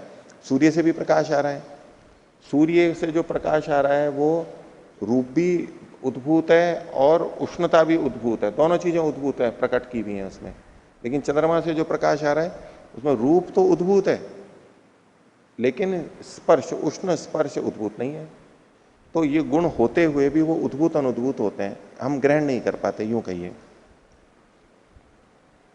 तो स्पर्शस्तु अस्य उष्ण उपलभ्यते तस्य द्रव्य से अनुबंधात ग्रीष्म वसंतो कल्पेते, और उस द्रव्य के यानी तेजस द्रव्य के अनुबंध से ग्रीष्म और वसंत ये दो ऋतुएं बन जाती हैं। सर्दी के बाद में यानी शिशिर और हेमंत और शिशिर के बाद में फिर वसंत आती है, फिर ग्रीष्म आ जाती है। तो क्यों होती है? क्योंकि इसमें अग्नि बढ़ जाती है, अग्नि बढ़ जाती है, अग्नि तत्व तेजस तत्व की वृद्धि हो जाती है। तो जब कम बढ़ता है तो वसंत रहती है, और ज्यादा बढ़ जाती है तो ग्रीष्म ऋतु हो जाती है। आगे, यत्र तु ऐशा भवती, जहां पर ये होती है, ये का मतलब है रूपोपलब्धि। रूप की उपलब्धि कहां पर होती है उसके लिए सूत्रकार बता रहे हैं, सिद्धांति का सूत्र है, वैशेषिक में भी यही बात है। 38वां सूत्र, अनेक द्रव्य समवायात रूप विशेषाच रूपोपलब्धि ही। रूप की उपलब्धि कब होती है? एक तो अनेक द्रव्यों का समवाय होना चाहिए, जो कि अनेक द्रव्यवत्वात कहा था पीछे हेतु, तो अनेक द्रव्यों का समवाय इकट्ठा होना चाहिए, यानी उसमें अनेक अवयव होने चाहिए, घटक। और रूप विशेषाच, रूप विशेष रूप में होना चाहिए, यानी प्रकट रूप में, उद्भूत रूप में होना चाहिए, तो रूप की उपलब्धि होती है। किसी को खोल के बता रहे हैं, यत्र रूपम च द्रव्यम च, जहां पर रूप भी हो और द्रव्य भी हो। रूप का मतलब तो क्या हुआ, रूप उद्भुत होना चाहिए और द्रव्य होना चाहिए, मतलब वो महत द्रव्य होना चाहिए, अनेक द्रव्य वाला होना चाहिए। यत्र रूपम च द्रव्यम च अल्प विराम तदाश्रय, उसका आश्रय प्रत्यक्षता उपलब्ध्यते। उसका आश्रय कौन है, द्रव्य। रूप और द्रव्य और उनका आश्रय वो जो द्रव्य है वो प्रत्यक्षता उपलब्ध्यते, प्रत्यक्ष से उपलब्ध होता है। पूर्ण विराम लीजिए। रूप विशेषस्तु, सूत्र में जो रूप विशेषाच्य है, तो रूप विशेष क्या है, यद भावात क्वचित रूपोपलब्धि, यद अभावाच द्रव्य से क्वचित अनुपलब्धि, स रूप धर्मो अयम उद्भव समाख्याता इति। जिसके होने पर, यद भावात यानी जिसकी उद्भुत अवस्था, उद्भूतत्व, यद भावात कश्चित क्वचित रूपोपलब्धि, रूप जहां उद्भुत होगा तो वो द्रव्य दिखने लगेगा। और यद अभावात, यदि रूप उद्भुत नहीं है तो द्रव्य से क्वचित अनुपलब्धि, कहीं वो दिखाई भी नहीं देगा। स रूप धर्मो, ये जो रूप का धर्म है, रूप की जो विशेषता है, अयम उद्भव समाख्यात है, ये उद्भव नाम से कहा जाता है, यानी उद्भुत हो जाता है। उद्भुत होता है तो दिखाई देता है, उद्भुत नहीं होता है तो दिखाई नहीं देगा। अनुद्भूत रूपश्चायम नायनो रश्मि ही, जो नयन से संबंधित रश्मि है ये अनुद्भूत रूप वाली है। कैसे रूप वाली है, अनुद्भूत रूप वाली है। पूर्व पक्षी ने यह कहा था ना कि ये दिखाई नहीं दे रही है, प्रत्यक्षता अनुपलब्धि है, तो उसका कारण बता रहे हैं कि इसमें रूप गुण अनुद्भूत है, इसलिए वो दिखाई नहीं देती है। अनुद्भूत रूपश्चायम नायनो रश्मि तस्मात् प्रत्यक्षो नोपलभ्यते इति, इसलिए वो प्रत्यक्ष दिखाई नहीं देती है। ठीक है। अब ये जो आंख से निकलने वाली रश्मि है, इसको मान करके चलेंगे, आगे एक सूत्र आएगा अभी, उसका और इसका विरोध है इन वर्णनों का। उससे कहते हैं, उस सूत्र को देख करके तो लगेगा कि ये नेत्र से निकलने वाली रश्मि की ही बात कर रहे हैं। आगे आएगा, आगे वो कहते हैं कि नक्तंचरों में चक्षु रश्मि के देखे जाने से, बिल्ली, कुत्ता, शेर, हिरण रात को जो चलते हैं ना, उनकी आंखें चमकती हैं, दो आंखें दिखाई देती है। प्राणी दिखाई नहीं देता है, दो आंखें चमकती हुई दिखाई देती है, उससे पता लगता है। तो चक्षु रश्मि हुई ना, भाई वहां से चक्षु रश्मि निकल रही है तभी तो हमारे को दिखाई दे रही है। वो होती है ना, दिन में नहीं दिखाई देती, रात को दिखाई देती है। तो चक्षु रश्मियां होती हैं, उस प्रमाण में वहां आगे ये बात कही है, ये इसका अंतर विरोध है। अभी यहां क्या कह रहे हैं, चक्षु रश्मि अनुद्भूत धर्म वाली होती है, वो दिखाई नहीं देती, और वहां पर दिखाई देनी कहते हैं। इसलिए वहां जो कुछ वर्णन मिलता है इसको हम लोग प्रक्षिप्त मानते हैं, ये डला हुआ है, यहाँ पर गलत ढंग से प्रस्तुत हो गया है, परस्पर विरुद्ध भी जा रहा है, इसलिए वो मान्य नहीं है। हम जब यहाँ ठीक ढंग से अर्थ ले लेंगे, बीच में कुछ डाला हुआ है, उनको समझ में नहीं आया चक्षु रश्मि का मतलब सूत्रकार या भाष्यकार क्या कह रहे हैं, तो उन्होंने ऐसा लगा लिया जैसे नेत्र से निकलने वाली रश्मि, और उससे संबंधित कुछ सूत्र और वो कुछ बातें बीच में डाल दी जो कि इससे विरोध में आ रही है। तो क्या अनुद्भूत रूपश्चायम नायनो रश्मि, ये जो नेत्र से निकलने वाली रश्मि ये कैसी है, अनुद्भूत रूप वाली है।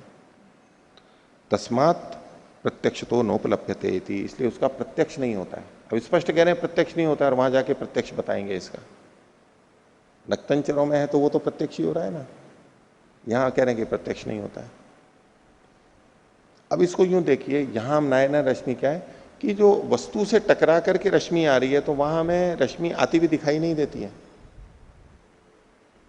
दीपक से कोई रश्मि आ रही है, कर दीपिका से आ रही है, सूर्य से आ रही है, वहां तो हमें लगता है कि वहां से रश्मि आ रही है, वहां से प्रकाश आ रहा है, यह हमें प्रतीत होता है। जहां प्रकाश का स्रोत होता है वहां तो लगता है कि प्रकाश आता है, लेकिन जो अन्य वस्तुओं को देखते हैं उसमें हमें सामान्य रूप से यह प्रतीति नहीं होती कि वहां से टकरा के प्रकाश आ रहा है, यहां पर उससे हमें दिखाई दे रहा है, ऐसा हमें नहीं होता। हमें लगता है कि वहां तो प्रकाश है ही नहीं, उसका तो अपना है ही नहीं, लेकिन वहां से भी आ रहा होता है वो, और वो जो आ रहा होता है वो अनुद्भूत स्वरूप वाला होता है। अब वैज्ञानिक भी लोग बोलते हैं ना कि प्रकाश की किरण को में रूप होता है या नहीं होता है, प्रकाश की किरण को हम देख सकते हैं या नहीं देख सकते हैं? दिखाई देती है, सीधा हम सूर्य की तरफ देखते हैं तो। और वासुदेव जी क्या प्रयोग करवाते हैं, प्रकाश दिखाई देता है या नहीं दिखाई देता है? नहीं, स्पेक्ट्रम से तो बाहर आकर के दिखाई देता है वो रंग, लेकिन प्रकाश की किरण दिखाई देती है या नहीं दिखाई देती है?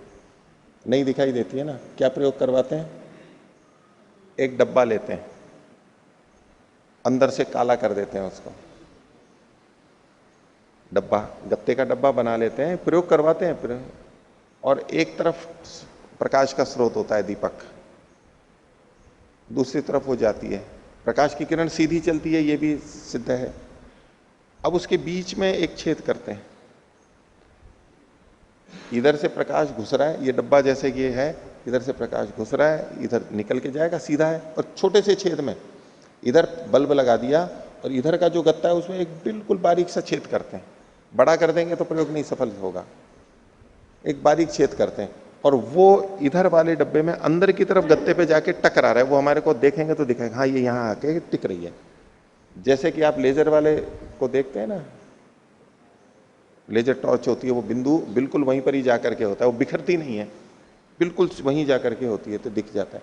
तो ऐसे ही जब यहाँ एक छोटा छेद करेंगे तो वो प्रकाश चल के सीधा वहां पर आएगा, और प्रकाश की किरण सीधी चलती है, उसका भी ये प्रयोग है कि वो चलती है तो इसकी सीधे में ही मिलेगी, इधर से उधर नहीं जाएगी। प्रकाश का स्रोत यहाँ, गत्ते में एक बारीक छेद और बीच में खाली जगह हवा, और यहाँ पर वो आकर के होगी। तो इसका मतलब है प्रकाश की किरण यहां से चल करके यहां जा रही है। अब इधर बगल वाले भाग से थोड़ा सा देखने के लिए, आंख से देखने के लिए खोलते हैं। अब वहां से प्रकाश की किरण जा रही है, हमें दिखाई देती है या नहीं देती है? प्रकाश की किरण दिखाई देगी क्या नहीं देगी? नहीं दिखाई देती है। इसलिए विज्ञान में यह पढ़ाया जाता है कि प्रकाश की किरण दिखाई नहीं देती, उसमें रूप नहीं है। अगर प्रकाश की किरण यूं जा रही हो, अब कोई दूसरी चीज जा रही है, हमारे सामने से ये वस्तु जा रही है यूं, हमारे को दिखाई देगी या नहीं देगी? दिखाई देगी। तो ऐसे ही अगर प्रकाश की किरण में भी रूप होता तो वो भी जाती तो हमें दिखाई दे जानी चाहिए थी, लेकिन वो हमें दिखाई नहीं देती। तो ये तो ठीक है कि प्रकाश की किरण इतनी तेजी से जा रही है कि उससे टकरा करके कोई प्रकाश की किरण हमारी आंख तक नहीं आ रही, इसलिए हमें वो दिखाई नहीं दे रही। लेकिन प्रकाश की किरण सीधी जब हमारी तरफ आती है तो हमें दिखाई देती है, जैसे दीपक से आ रही है, अलग से एक किरण दिखाई नहीं देती।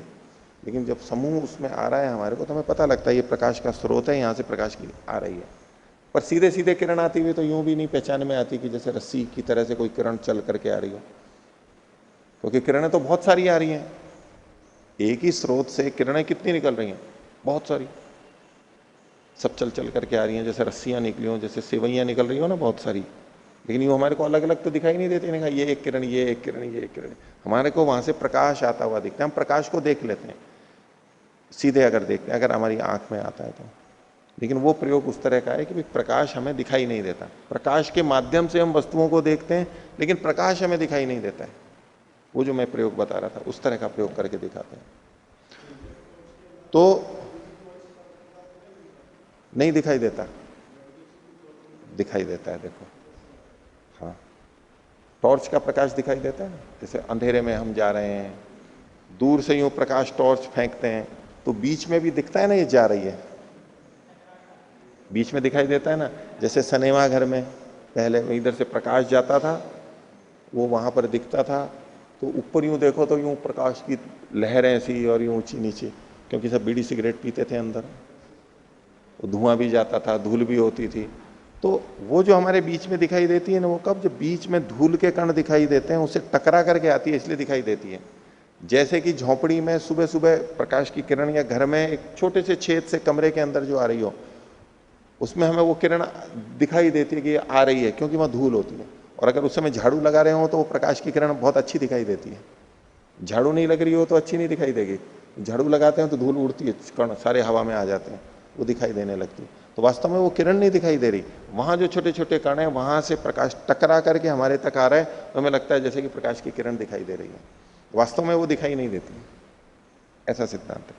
तो वो प्रकाश की किरण होते हुए भी दिखाई नहीं दे रही, अनुद्भूत रूप गुण है उसमें, ऐसे नहीं दिखाई देगी। इस रूप में हमारे को सन्निकर्ष नहीं हो पाता है, इंद्रियात सन्निकर्ष नहीं हो रहा है, इसलिए वो हमें दिखाई नहीं दे रही है। तो देखिए आगे,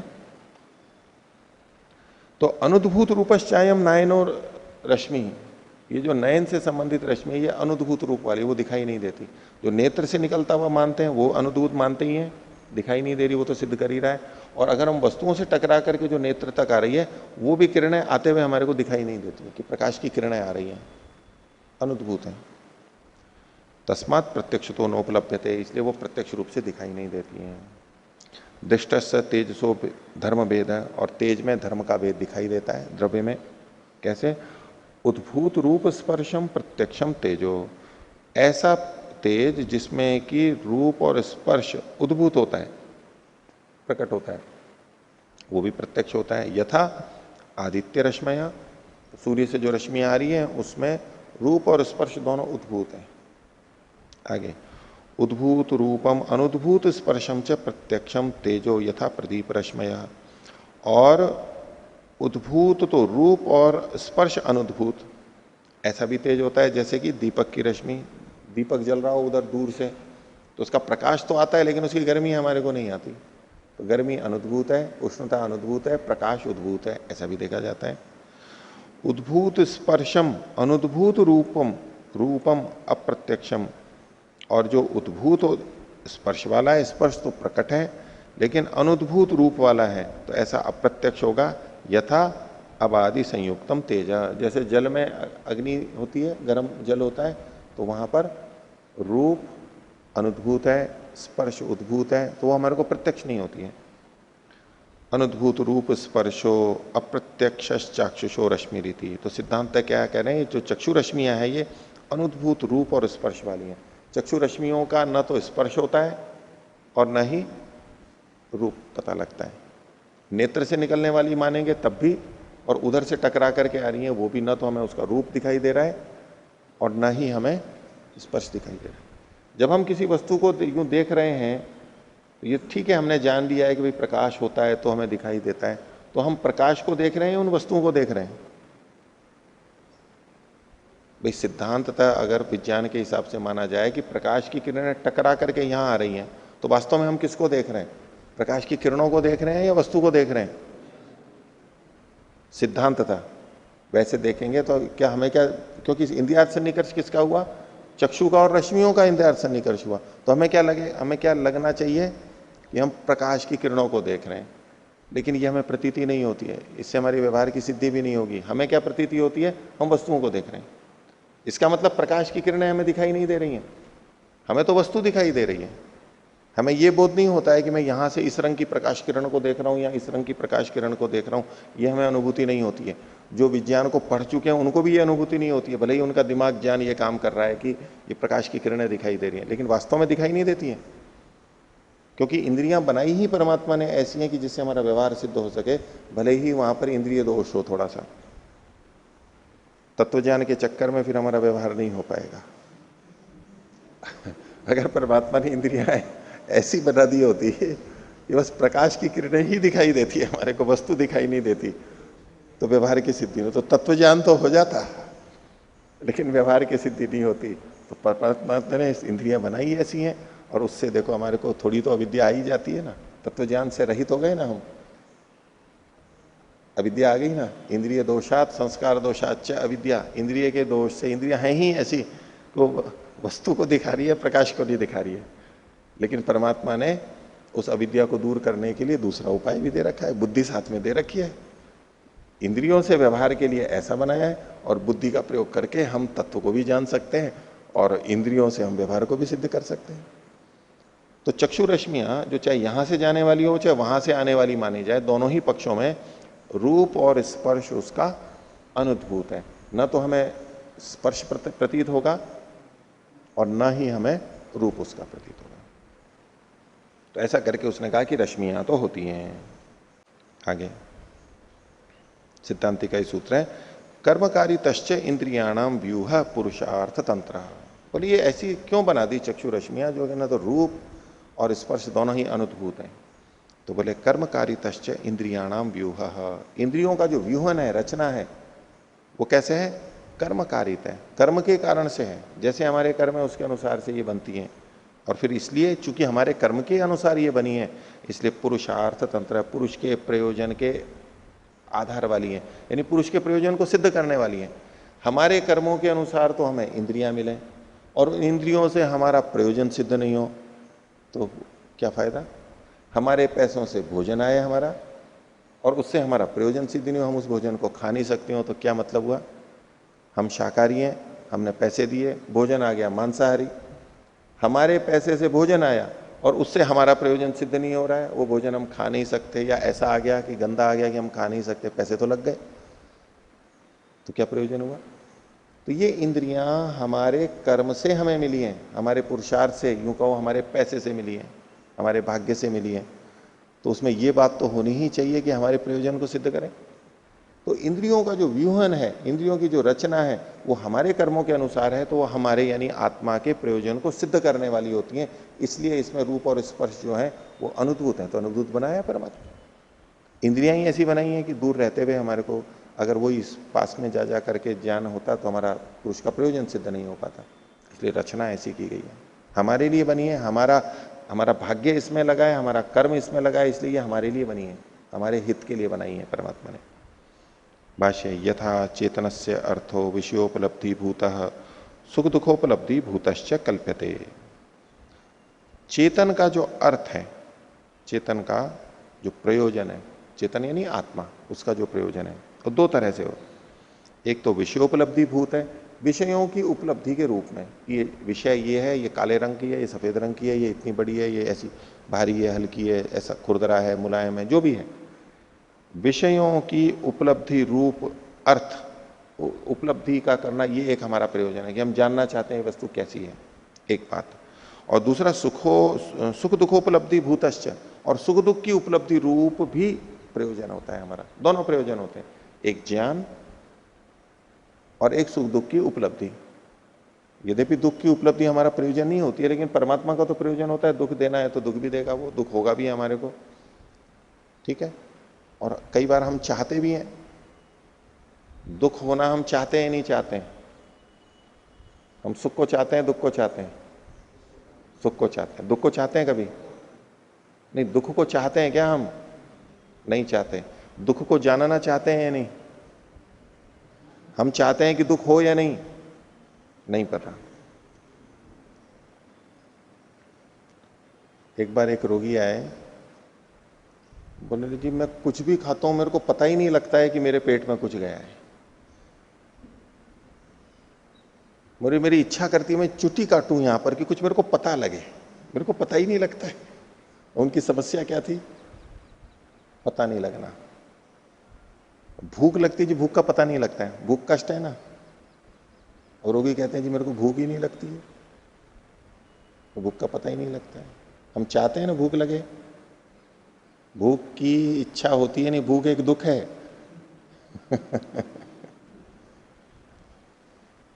आपने देखा होगा जिनको कुष्ठ हो जाता है, लेप्रोसी, उनकी त्वचा की संवेदना उन क्षेत्र में चली जाती है, स्पर्श नहीं हो पाता है उनको। और जो महिलाएं भोजन पकाती हैं उनमें एक लक्षण देखा जाता है, वो आके कहती हैं कि जी मैं ये जल गया, मेरे काले काले दाग हो गए। बोले कैसे जल गया ये? पता ही नहीं। अब कोई पतीले में दूध दाल कुछ बना करके रखी, अग्नि है, और वो सरकते सरकते उसे छू गई तो उनको ये नहीं पता लगता कि ये गरम गरम है। हमें तो पता लग जाता है, और पता लगता ही हम हाथ हटा लेते हैं। उनको पता नहीं लगता है, तो पता नहीं लगता है तो वहीं लगे रहते हैं, तो जल जाती है चमड़ी। तो गर्म चीज छूने से जो कष्ट होता है उसकी इच्छा हमारे को है या नहीं है? होगी या नहीं होगी? हम सड़क पे चल के जा रहे हैं, कंकर चुभता है, कांटा चुभता है, हम कह जी भगवान हमारे पैर को ऐसा बना दो कि कंकर और कांटा चुभे तो भी पता नहीं लगे। हम चलते जाएंगे, कंकर चुभते जाएंगे, कांटे चुभते जाएंगे, कांच चुभेगा, कट जाएगा, हमें पता ही नहीं लगेगा कि, और कब खून बह रहा है हमें पता ही नहीं लगेगा, कितना खून बह गया, कष्ट भी नहीं हुआ। ये कोई अच्छी स्थिति है? नहीं, कोई नहीं चाहेगा, इसका इलाज कराना चाहते हैं। अर्थात हम चाहते हैं कि हमें कष्ट हो, हम चाहते हैं कि हमारी अलार्म घड़ी बजे, घंटी, खतरे की घंटी बजे, अगर कोई आए तो हम चाहते हैं कि कोई आए तो हमारा कुत्ता भौंके और हमारी नींद टूटे। वैसे नींद तोड़ना नहीं चाहते हैं, लेकिन अन्य बड़ी हानि से बचने के लिए हम छोटी हानि को चाहते हैं। तो ये दुख को भी हम चाहते हैं कभी कभी। तो दुख की जो उपलब्धि हो रही है, कष्ट की पीड़ा की जो उपलब्धि होती है, वो भी पुरुष के प्रयोजन के लिए। यहां क्या बात लिखी गई थी? तथा चेतनस्य अर्थ, चेतन का जो अर्थ है, प्रयोजन है क्या? एक तो विषयोपलब्धि भूत है, विषयों की उपलब्धि होनी चाहिए कि हमारे सामने ये चीज खड़ी है नहीं है, गाड़ी चला रहे हैं है या नहीं है, रास्ता है या कच्ची जगह है, सब हमें पता लगना चाहिए। ये हम विषय की उपलब्धि चाहते हैं, नहीं तो हमारा व्यवहार नहीं हो सकता। इससे पुरुष का प्रयोजन सिद्ध होता है और इंद्रियां इस कार्य को करती हैं। और दूसरा सुख दुखोपलब्धि भूत भी आत्मा का प्रयोजन है। तो सुख भी आत्मा का प्रयोजन है और कहीं कहीं दुख पीड़ा भी हमारा प्रयोजन सिद्ध करता है। ये इंद्रियां ऐसी बनाई गई हैं, हमारा प्रयोजन सिद्ध करता है। भूतश्च कल्प्यते या कल्पते, जैसे ये होते हैं वैसे ही तथा इंद्रियाणी व्यूढ़ानी, उसी प्रकार से ये इंद्रियां बनी हुई हैं कि जिससे कि जीवात्मा के ज्ञान को उसको प्राप्ति हो और उसको सुख दुख की प्रतीति हो सके। विषय प्राप्त्यर्थश्च रश्मेश चक्षुषस्य व्यूह, और विषय की प्राप्त चक्षु रश्मेश चक्षुषस्य, चक्षु की जो रश्मियों का व्यूहन है वो किस लिए किया गया? विषयों की प्राप्ति के लिए किया गया। दो प्रयोजन थे, एक विषयोपलब्धि भूत और एक सुख दुखोपलब्धि भूत। तो चक्षु रश्मियों का जो निर्माण किया गया वो किस लिए? विषय की प्राप्ति के लिए, यानी विषयोपलब्धि भूत प्रयोजन की पूर्ति के लिए है। तो वो जो रश्मियां वहां से चल करके आ रही हैं, वो प्रकाश को, अग्नि को परमात्मा ने ऐसा क्यों बनाया है? ताकि हम उन विषयों को जान सकें, हमारा प्रयोजन सिद्ध हो सके। आगे रूप स्पर्शन अभिव्यक्तिश्च व्यवहार प्रक्लिप्त्यर्था अल्प विराम। रूप और स्पर्श की जो अनभिव्यक्ति है, किसकी? रश्मियों की। पीछे कहा था रश्मियों में रूप और स्पर्श की अनुपलब्धि है, अनभिव्यक्ति है। तो ये जो अनभिव्यक्ति है ये कैसी है? व्यवहार प्रक्लिप्त अर्थ, हमारे व्यवहार की सिद्धि के लिए। अगर ये रश्मियां ही दिखने लगे तो वस्तुएं नहीं दिखाई देंगी फिर हमारे को। और रश्मियां यदि हमारे को गर्म लगने लगेंगी तो हमारा शरीर नहीं चलेगा, वो गर्मी लगने लग जाएगी हमारे को। तो हमारे को गर्मी भी नहीं लगनी चाहिए, रश्मियां आनी चाहिए, हमें अनुभव में आनी चाहिए, लेकिन गर्मी नहीं लगनी चाहिए। और रश्मियां नहीं दिखनी चाहिए, नहीं तो वस्तुएं नहीं दिखेंगी हमारे को। इसकी रचना ही ऐसी की गई है अग्नि रूप तेजस, लेकिन रूप और स्पर्श दोनों अनुद्भूत है, क्योंकि तभी जीव का प्रयोजन सिद्ध होता है। और सब जगह है। अब जैसे आंख को ही लीजिए, आंख की रचना को देखते हैं तो आंख के बाहर की जो झिल्ली है, फिर उसके अंदर कुछ पानी है, द्रव पदार्थ है, फिर उसके पीछे फिर एक कांच है, लेंस है, फिर उसके पीछे फिर द्रव पदार्थ है। ये जो सारा का सारा है, तो पानी को तो चलो छोड़ दो फिर भी, लेकिन जो बाहर की झिल्ली है, अंदर का कांच है, उसमें रक्त वाहिनियां नहीं होती है, नसें होती है ना जो, वो नहीं होती है। रक्त वाहिनियां क्या करती हैं? पोषण देती हैं, कचरा निकालती हैं, गंदगी निकालती हैं, चयापचय से जो होती है, और पोषण को देती है, ऑक्सीजन देती है, तब हम काम कर पाते हैं। बाकी शरीर में अधिकांश यही काम चलता है। लेकिन यहां पर क्या है? इसमें रक्त की नसें नहीं है, हमें दिखाई देती हैं तो वो बाहर इधर सफेद की तरफ दिखाई देती हैं। कभी हम सो के उठते हैं या गुस्सा आता है या शीर्षासन कर लिया या ऐसा जोर पड़ गया तो वो नसें निकल जाती हैं, दिखने लगती हैं। वो भाग नहीं है, वहां से हमें दिखाई नहीं देता है। हमें दिखाई देता है बीच वाले भाग से, जो छोटा सा बीच, सबसे बीच में काला, फिर उसके भी बीच में जो खाली जगह रहती है, वहां पर नसें नहीं होती हैं। देखो क्यों है? क्योंकि पुरुष के प्रयोजन के लिए इंद्रिय बनाई गई है। अगर यहां भी नसें ही होती तो हमें साफ दिखाई नहीं देता, बीच बीच में वो नसें दिखाई देने लग जाती हैं, जाले जाले जाले, काम नहीं चलता हमारा। रचना ही ऐसी बनाई है परमात्मा ने। लेकिन पोषण वहां फिर भी प्राप्त होता है, नसों से रिस रिस करके, लाल रक्त कणिकाएं नहीं, बाकी पोषण प्राप्त होता है। और वहां से मल भी निकलता है, वहां जो द्रव रहता है वो द्रव रक्त में से ही आता है, उससे हमारे को पोषण होता है, हमारा काम चलता है। देखो, तो इंद्रियों और इन सब का जो व्यूहन है, रचना है, वो पुरुष के प्रयोजन को सिद्ध करने के लिए की गई है, क्योंकि हमारे कर्म के अनुसार ये बनी है। तो ऐसे ही चक्षु रश्मि भी, उसमें रूप और स्पर्श अनुद्भूत है, बाहर से आ रहा है तो भी रचना ऐसी की गई है कि हमारे को, हमारे लिए उपयोगी हो। इसलिए इन्होंने कहा रूप स्पर्श अनभिव्यक्ति, रूप और स्पर्श की जो अनभिव्यक्ति है वो व्यवहार प्रक्लिप्त अर्था, व्यवहार को सिद्ध करने के लिए, संपन्न करने के लिए। अल्प विराम द्रव्य विशेषे च, और किसी द्रव्य विशेष में, जो आवरण वाली बात थी उसके संदर्भ में कह रहे हैं, लेकिन किसी द्रव्य विशेष में प्रतिघातात आवरणोपपत्ति ही, व्यवहारार्थ, और किसी द्रव्य विशेष में प्रतिघात से जो आवरण की उपपत्ति हो जाती है वो भी व्यवहार की सिद्धि के लिए है। आंखें तो ऐसी बनाई जिससे कि हम देख सकें, लेकिन ऐसी भी वस्तुएं बनाई जो कि हमारे देखने को बाधित भी कर देती है। तो ये अच्छा किया है बुरा किया?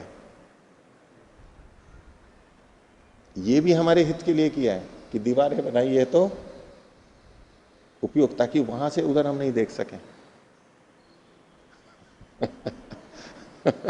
ये भी तो हमारे हित के लिए है। कांच भी बनाया है जिसमें से हम देख सकते हैं, और दीवार भी बना दी है ऐसी जिससे कि हम नहीं देख सकते। किस लिए?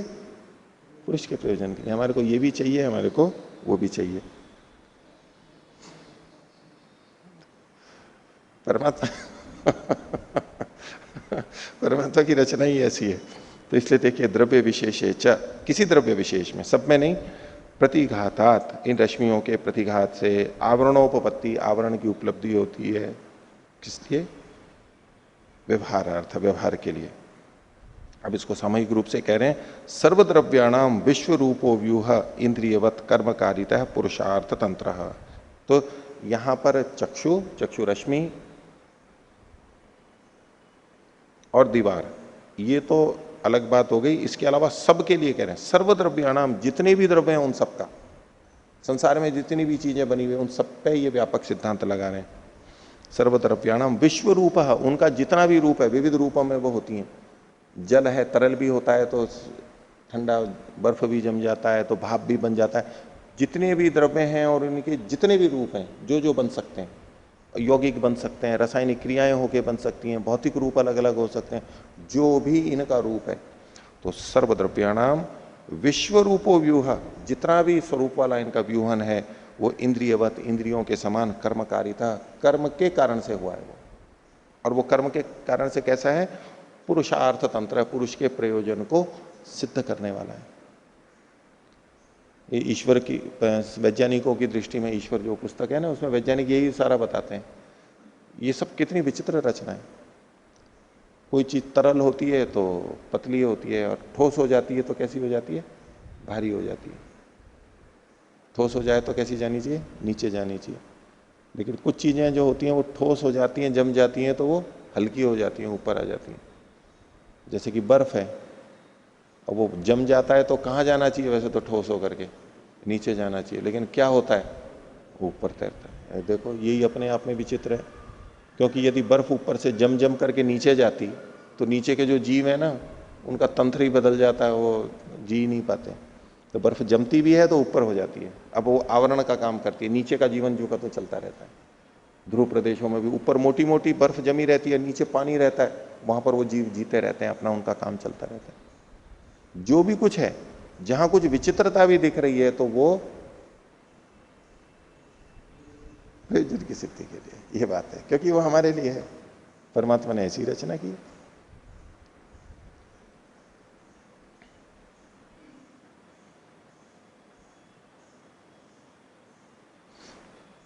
सर्वद्रव्याणाम विश्व रूपो व्यूह इंद्रियवत कर्मकारिता पुरुषार्थ तंत्र।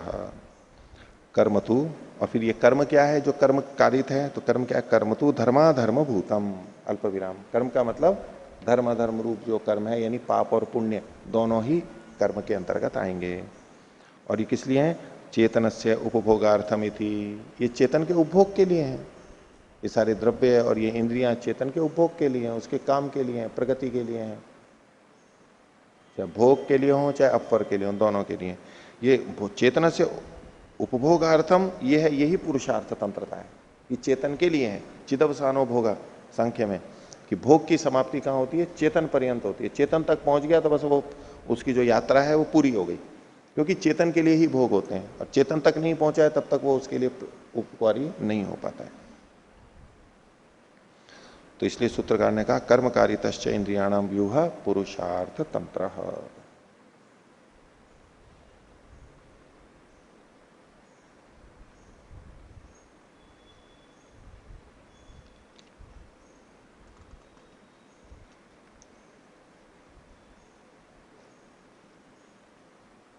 आगे देखिए,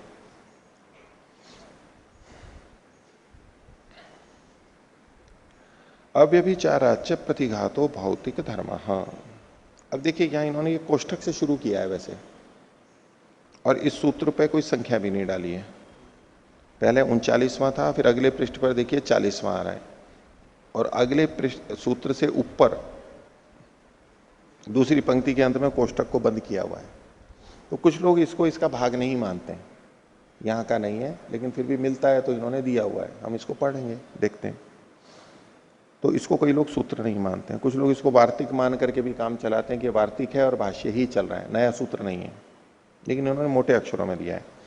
अव्यभिचाराच प्रतिघातो भौतिक धर्म, ये सिद्धांत ही बोल रहा है। ये जो प्रतिघात है, प्रतिघात का होना है, ये भौतिक वस्तुओं का धर्म है। अव्यभिचारात, इसका व्यभिचार न देखा जाने से। मूल बात क्या, सिद्धांत ये सिद्ध कर रहा था कि इंद्रिय, चक्षु इंद्रिय खासतौर से, अभी चक्षु इंद्रिय की चर्चा है, वैसे सभी इंद्रियों के लिए है, वो भौतिक है, और भौतिक होते हुए वो सबको जान नहीं सकती, तो रश्मि वाली बात आ गई। और रश्मि व्यवधान लिंग वाली है, व्यवधान से पता लगता है कि रश्मि है। तो इससे, इस व्यवधान से सिद्धांती ये भी सिद्ध करना चाह रहा है कि चक्षु इंद्रिय या रश्मियां ये भौतिक हैं। कोई कहने लगे रश्मियां हैं तो या भौतिक है, नहीं ये भी भौतिक है। कैसे? तो बोले प्रतिघात इसका धर्म है, प्रतिघातो भौतिक धर्म है। प्रतिघात कैसे? क्योंकि व्यवधान बीच में आ जाता है तो रुक जाती है, वो रश्मि आगे नहीं जा सकती, हम आगे का नहीं देख पाते, उधर से नहीं आ सकती, इधर से नहीं जा सकती, दोनों तरह से देख ली। जो नेत्र से मानते हैं तो इधर से वहां तक द्रव्य तक नहीं जा सकती, और जो उधर से मानते हैं तो वहां से चलते हुए यहां नहीं आ सकती, वो उधर से रुक जाएगी। तो चूंकि इसमें प्रतिघात होता है, और ये जो प्रतिघात होता है ये भौतिक धर्म है, भौतिक वस्तुओं का धर्म है, और ये अव्यभिचरित रूप से है। जो जिस जिसका प्रतिघात से रुकावट हो रही है, जिस जिसकी किसी द्रव्य के प्रतिघात से रुकावट हो रही है, वो भौतिक वस्तु है। ये व्याप्ति वहां पर देखिए, और ये अव्यभिचरित है, इसका कोई व्यभिचार नहीं है। तो इसलिए रश्मि का चूंकि प्रतिघात होता है, नेत्र का प्रतिघात होता है, इससे ये भौतिक है। रश्मि भौतिक है, नेत्र भौतिक है, ये कहना चाह रहे हैं, अभौतिक नहीं है। भाष्य देखिए, यश्च आवरणोपलम्भाद इंद्रियस्य द्रव्य विशेष प्रतिघात, जो आवरण के उपालंब से, उपलब्ध बीच में आने से इंद्रिय का द्रव्य विशेष में प्रतिघात होता है, यानी हम उस द्रव्य को जान नहीं पाते हैं, स भौतिक धर्मो, ये भौतिक वस्तुओं का धर्म है। अल्प विराम। न भूतानी व्यभिचरति, और ये भूतों का व्यभिचार को प्राप्त नहीं होती है, कि जहां जहां प्रतिघात होगा वो भौतिक वस्तु होगी। न अभौतिकम प्रतिघात धर्मकम दृष्टम, जो अभौतिक चीजें हैं वो प्रतिघात धर्म वाली नहीं देखी जाती। भौतिक वस्तुएं प्रतिघात धर्म वाली होती हैं, अभौतिक वस्तुएं अप्रतिघात धर्म वाली होती हैं।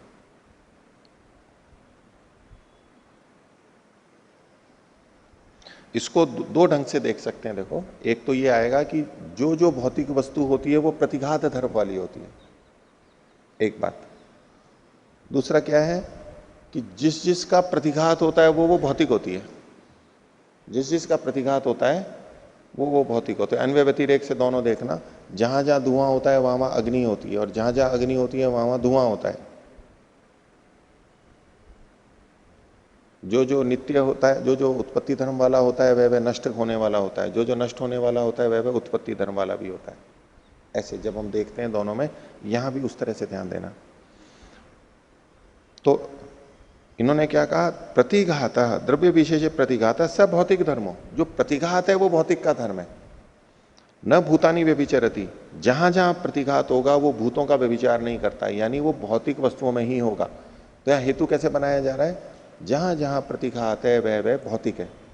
ये नहीं कहा जा रहा है कि जो भौतिक है वहां वहां प्रतिघात होता ही है, ऐसा नहीं कह रहे हैं। जहां जहां प्रतिघात होता है वह भौतिक होती है। न अभौतिकम प्रतिघात धर्मकम दृष्टम, और जो अभौतिक चीजें हैं वो प्रतिघात धर्म वाली नहीं होती है। अब यहां पर यह नहीं कहा जा रहा है कि जिस जिसका अप्रतिघात होता है वह अभौतिक होती है, ध्यान देना। जिस जिसका प्रतिघात नहीं होता वह अभौतिक होती है, ये नहीं कहा जा रहा है। जो अभौतिक है उसका प्रतिघात नहीं होता है।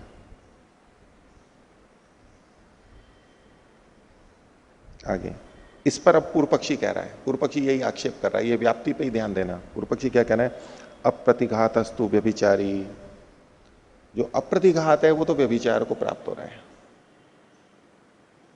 कैसे?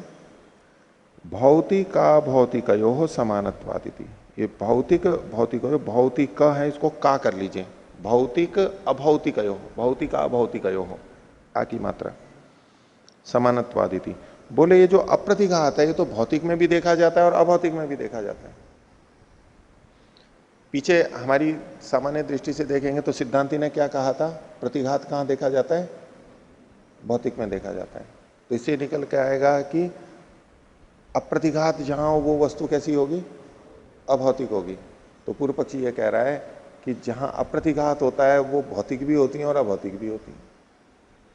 अब आपको कोई चीज ध्यान में आ रही है कि जो भौतिक तो हो लेकिन अप्रतिघात हो, जिसका कोई भौतिक होगी तो प्रतिघात तो हो ही जाएगा, लेकिन ये पूर्व पक्षी कह रहा है कि कुछ भौतिक चीजें ऐसी भी होती हैं जिनमें प्रतिघात नहीं होता है, इसलिए आप जो कह रहे हो वो गलत है।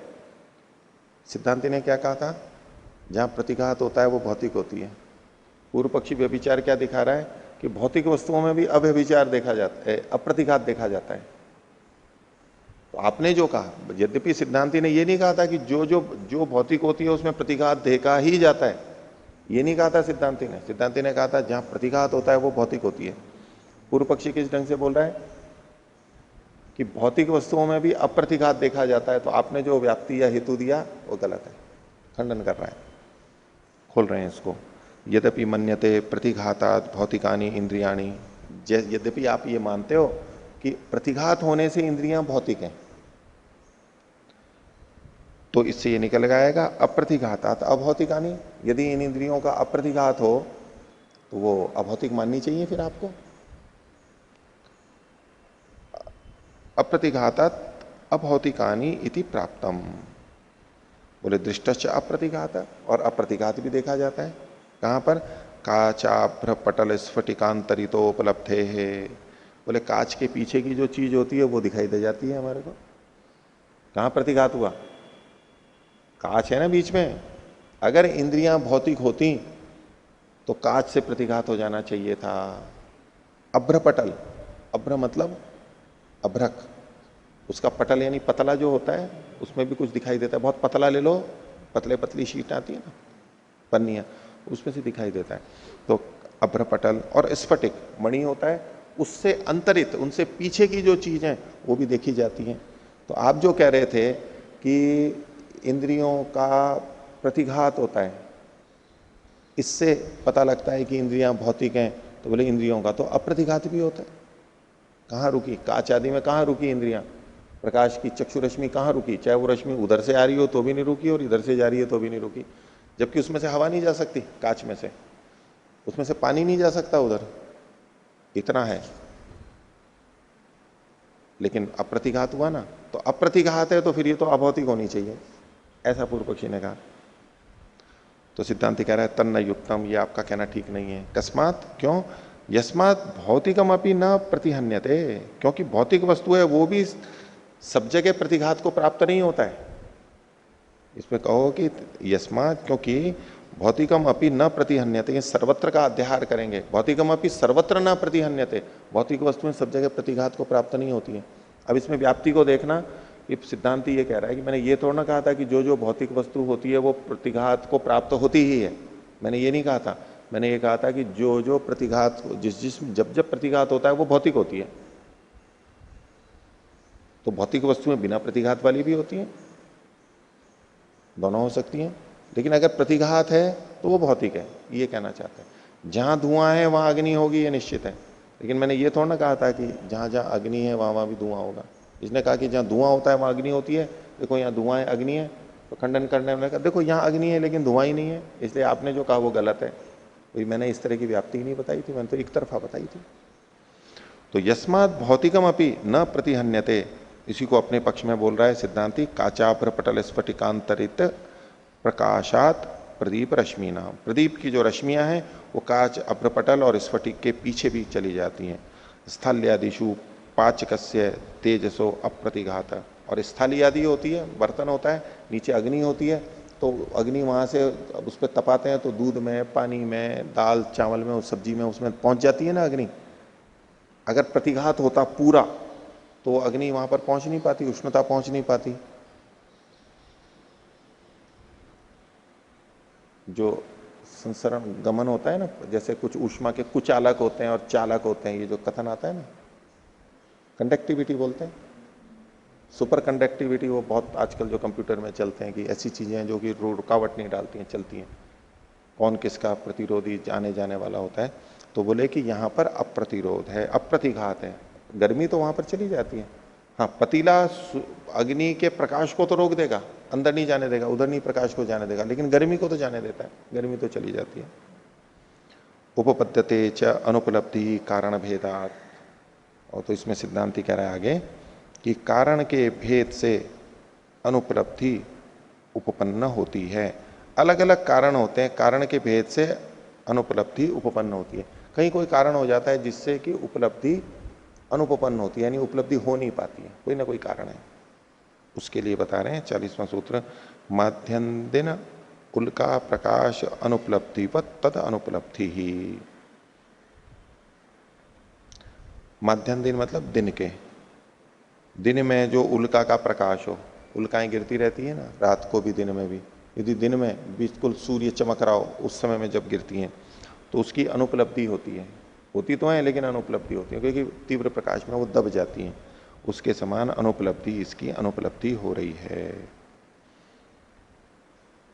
आगे, यथा अनेक द्रव्येण समवायात रूप विशेषाच उपलब्धि रीति। पीछे जो कहा गया था सूत्र 38 में कि अनेक द्रव्य के समवाय से और रूप विशेष से उपलब्धि होती है, तो सती उपलब्धि कारणे, उपलब्धि का कारण होने पर भी, यानी जो उल्का है वहां पर अनेक द्रव्य भी है और रूप भी विशेष भी है, तब भी सती उपलब्धि कारणे माध्यम दिन उल्का प्रकाशो न उपलब्धते। दिन में जो उल्का प्रकाश होता है वो दिखाई नहीं देता है। क्यों? आदित्य प्रकाश है ना अभिभूता, ये कारण अतिरिक्त आ गया, सूर्य के प्रकाश से वो दब जाता है। एवं महद अनेक द्रव्यवत्वात् रूप विशेषाच उपलब्धि रीति सती, सती उपलब्धि कारण।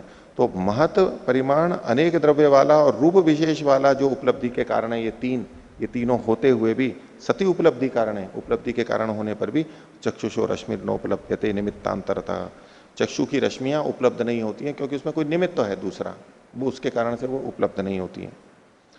तच्च व्याख्यातम अनुद्भूत रूप स्पर्शस्य द्रव्यस्य प्रत्यक्षतो अनुपलब्धि रीति।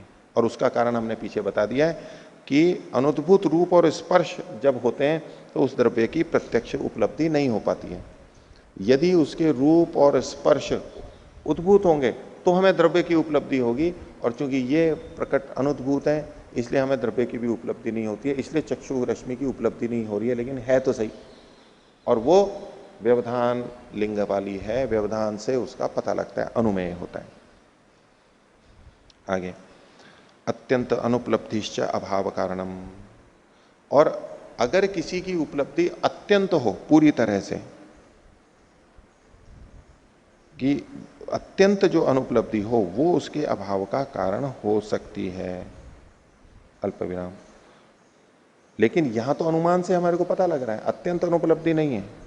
आगे, यो ही ब्रवीति लोष्ट प्रकाशो माध्यम दिने आदित्य प्रकाशा विभवान नोपलभ्यते इति तस्य एतत् स्यात्। अब जब इसने उल्का प्रकाश वाली बात कही और दिन में दिखाई नहीं देता है तो उस पर कोई कुतर्क कर रहा है। अगर कोई ये बोलने लगे, पूर्व पक्षी सिद्धांति कह रहा है, बोले जो मिट्टी का ढेला होता है लोष्ट, बोले उसमें से भी प्रकाश आता है। कैसे? बोले आता है। बोले अभी दिखाई क्यों नहीं दे रहा है? बोले सूर्य के प्रकाश से अभिभव को प्राप्त हो गया है। भाई उल्का पिंड भी, वो भी तो पिंड ही है पत्थर का एक तरह से और उसका खंडन करना है इसको। तो बोले कि जो पत्थर का ढेला है ना, इसमें से भी प्रकाश निकलता है। अरे इसमें से कहां प्रकाश निकलता है? बोले नहीं, अभिभव हो गया है, अभी दिन का समय है, तो सूर्य के प्रकाश में निकलता तो है इसमें। तो अगर कोई ऐसा कहे, यो ही ब्रवीति लोष्ट प्रकाश हो, ढेले का जो प्रकाश है वो माध्यम दिन में, मध्याह्न में आदित्य प्रकाश के अभिभव से उपलब्ध नहीं होता है, इति तस्य एतत् स्यात्, उसको फिर ये उत्तर देना है। इसको तो उत्तर आप लोग भी दे सकते हो ना, क्या दोगे?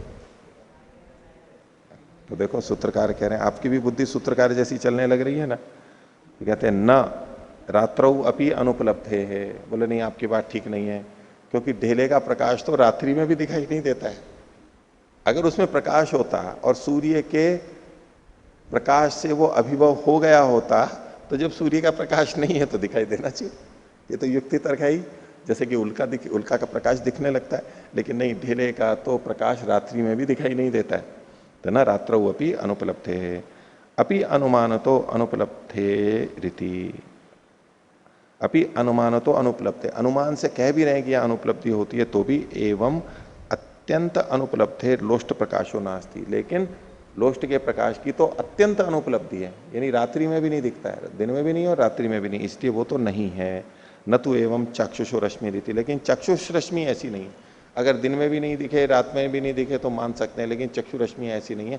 अब ये इसको रूप, इसका स्वरूप बदलना शुरू किया। आगे एक सूत्र जो आएगा नक्तंचरों की रश्मियों का, उसको अब ये सिद्ध करने की दृष्टि से यहाँ ऐसा बोल रहे हैं। जबकि पीछे क्या कह चुके थे, अनुद्भूत रूप और स्पर्श है, कारण से दबा हुआ उल्का प्रकाश के समान नहीं, वो तो अब यहां से जोड़ दिया है इन्होंने। आगे उपपन्न रूपा चेयम, और ये जो अनुपलब्धि है ये उपपन्न रूप वाली है, सिद्ध रूप वाली है। 42वां सूत्र, बाह्य प्रकाशानुग्रहात विषयोपलब्धे है अल्प विराम अनभिव्यक्ति तो अनुपलब्धि ही। अब ये एक बात यहां कह रहे हैं कि बाह्य प्रकाश के अनुग्रह से विषयों की उपलब्धि होती है। बाह्य प्रकाश मतलब नेत्र का प्रकाश नहीं, बाहर का, प्रदीप का, सूर्य का, इनके प्रकाश से विषय की उपलब्धि होती है। जो ये मानते हैं कि चक्षु रश्मि निकल रही है, उससे आंखों से निकल रही है, तो बोले फिर तो अंधेरे में भी दिखाई दे जाना चाहिए हमारे को, जब पूरा अंधेरा हो, क्योंकि यहां से तो रश्मि निकल ही रही है और रश्मि का अर्थ से सन्निकर्ष हो गया है तो दिख जाना चाहिए। नहीं, तो उसमें इन्होंने खुद नहीं सावधानी रखते हुए बता दिया, क्योंकि उन्होंने देखा कि जब बाहर का प्रकाश होता है तभी हमें चीजें दिखाई देती हैं, लेकिन चक्षु रश्मि को फिर भी पकड़ के रखते हैं वो। बोले चक्षु रश्मि भी तब देख पाती है जब बाहर का प्रकाश होता है।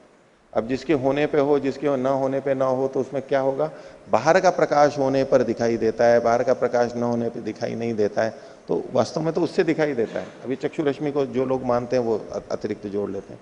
बोले नहीं, जब वहां का प्रकाश होता है तब दिखाई देती है। तो बोले हमारी चक्षु रश्मियां वहां जाकर के अपने आप नहीं देख पाती, इसका मतलब है बाहर का प्रकाश जब उनको प्रकाशित करता है तब ये देख पाती है, ऐसा फिर वो कहने लगते हैं। तो बाह्य प्रकाश के अनुग्रह से विषय की उपलब्धि होती है, रूप के संदर्भ में है ये। अनभिव्यक्ति तो अनुपलब्ध है, और अनभिव्यक्ति होने पर, और अनभिव्यक्ति होने पर भी, अनभिव्यक्ति तो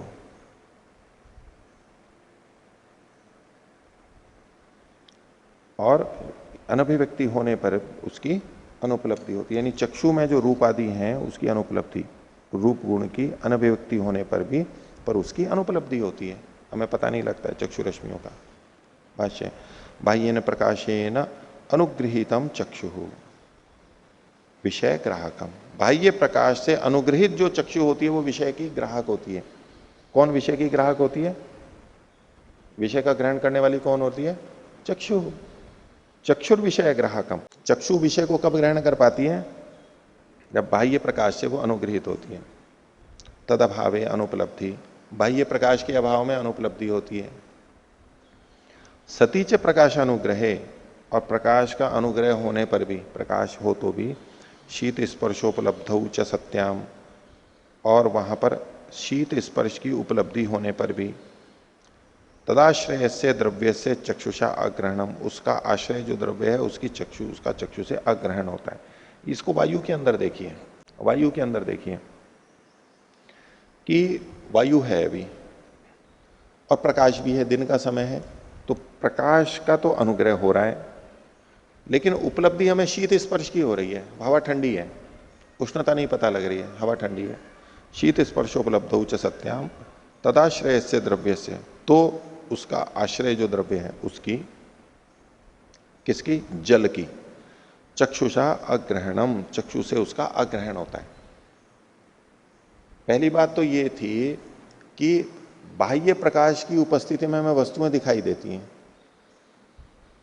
तो बाह्य प्रकाश तो है, तो वायु में जो जल है वो भी दिखाई देना चाहिए। और वायु में जल है इसका पता कैसे लग रहा है? शीत स्पर्श से पता लग रहा है हमारे को। है तो सही, लेकिन हमें दिखाई नहीं दे रहा है प्रकाश होते हुए भी। तो सती च प्रकाशानुग्रहे शीत स्पर्शोपलब्ध च सत्याम, ये दोनों चीजें हैं तो भी तदाश्रय से द्रव्य से चक्षुषा अग्रहणम, उसका आश्रय जो द्रव्य है शीतलता का और इसका जल, वो दिखाई नहीं देता है। अग्रहणम रूपस्य अनुद्भूतत्वात् अल्प विराम, क्यों नहीं होता है? क्योंकि वहां पर रूप अनुद्भूत है। स्पर्श तो शीतल पता लग रहा है लेकिन रूप अनुद्भूत है। सेयम रूप अनभिव्यक्ति तो रूपाश्रय से द्रव्य से अनुपलब्धिर दृष्टा अल्प विराम, तो वह यह है, ये जो अनुपलब्धि है वो रूप की अनभिव्यक्ति होने से, क्योंकि रूप वहां पर अनुद्भूत है, प्रकट नहीं है, तो रूपाश्रय से द्रव्य से, उस रूप का आश्रय जो द्रव्य है यानी जल, उसकी अनुपलब्धि देखी जाती है। तात्पर्य क्या हुआ? रूप गुण के अनुद्भूत होने पर रूप गुण का जो आश्रय द्रव्य है उसकी अनुपलब्धि देखी जाती है, वो हमें पता नहीं लगता है। तत्र यदुक्तम, इसलिए जो आपने वहां पीछे कहा था 33वें सूत्र की बात है, तदनुपलब्धे अहेतु इति एतत् अयुक्तम, आपने कहा था कि चक्षु रश्मियां अनुपलब्ध हो रही हैं इसलिए आपका हेतु अहेतु है, आवरण लिंग वाला। तो बोले वो जो आपने कहा था वो अयुक्त कहा था, क्योंकि वस्तु के होते हुए भी वो उपलब्ध नहीं होती है, क्योंकि रूप गुण वहां पर अनुद्भूत है, रूप गुण वहां पर अनुद्भूत है। तो चक्षु रश्मियों के संदर्भ में भी ये इसी तरह प्रस्तुत कर रहे हैं कि उसमें रूप गुण अनुद्भूत है, इसलिए वो हमें प्रतीत नहीं होती, अलग से पता नहीं लगती। तो आज का विषय इतना ही रखते हैं, अभी इसी चक्षु रश्मि का विषय और आगे भी चलाएंगे, पक्ष विपक्ष और चलेगा इसमें। प्रणव तो नहीं।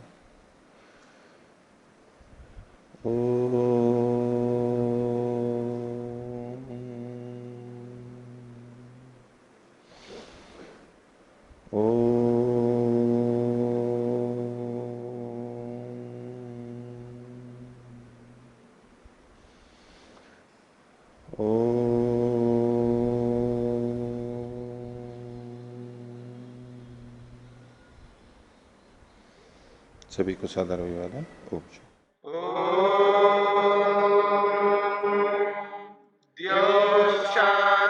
शांतिरंतरिक्षम शांति पृथिवी शांतिरापः शांतिरोषधयः शांति वनस्पतयः शांतिर्विश्वे देवा शांतिर्ब्रह्म शांति सर्वं शांति शांतिरेव शांति क्षमा शांतिरेधि। ओम शांति शांति शांति।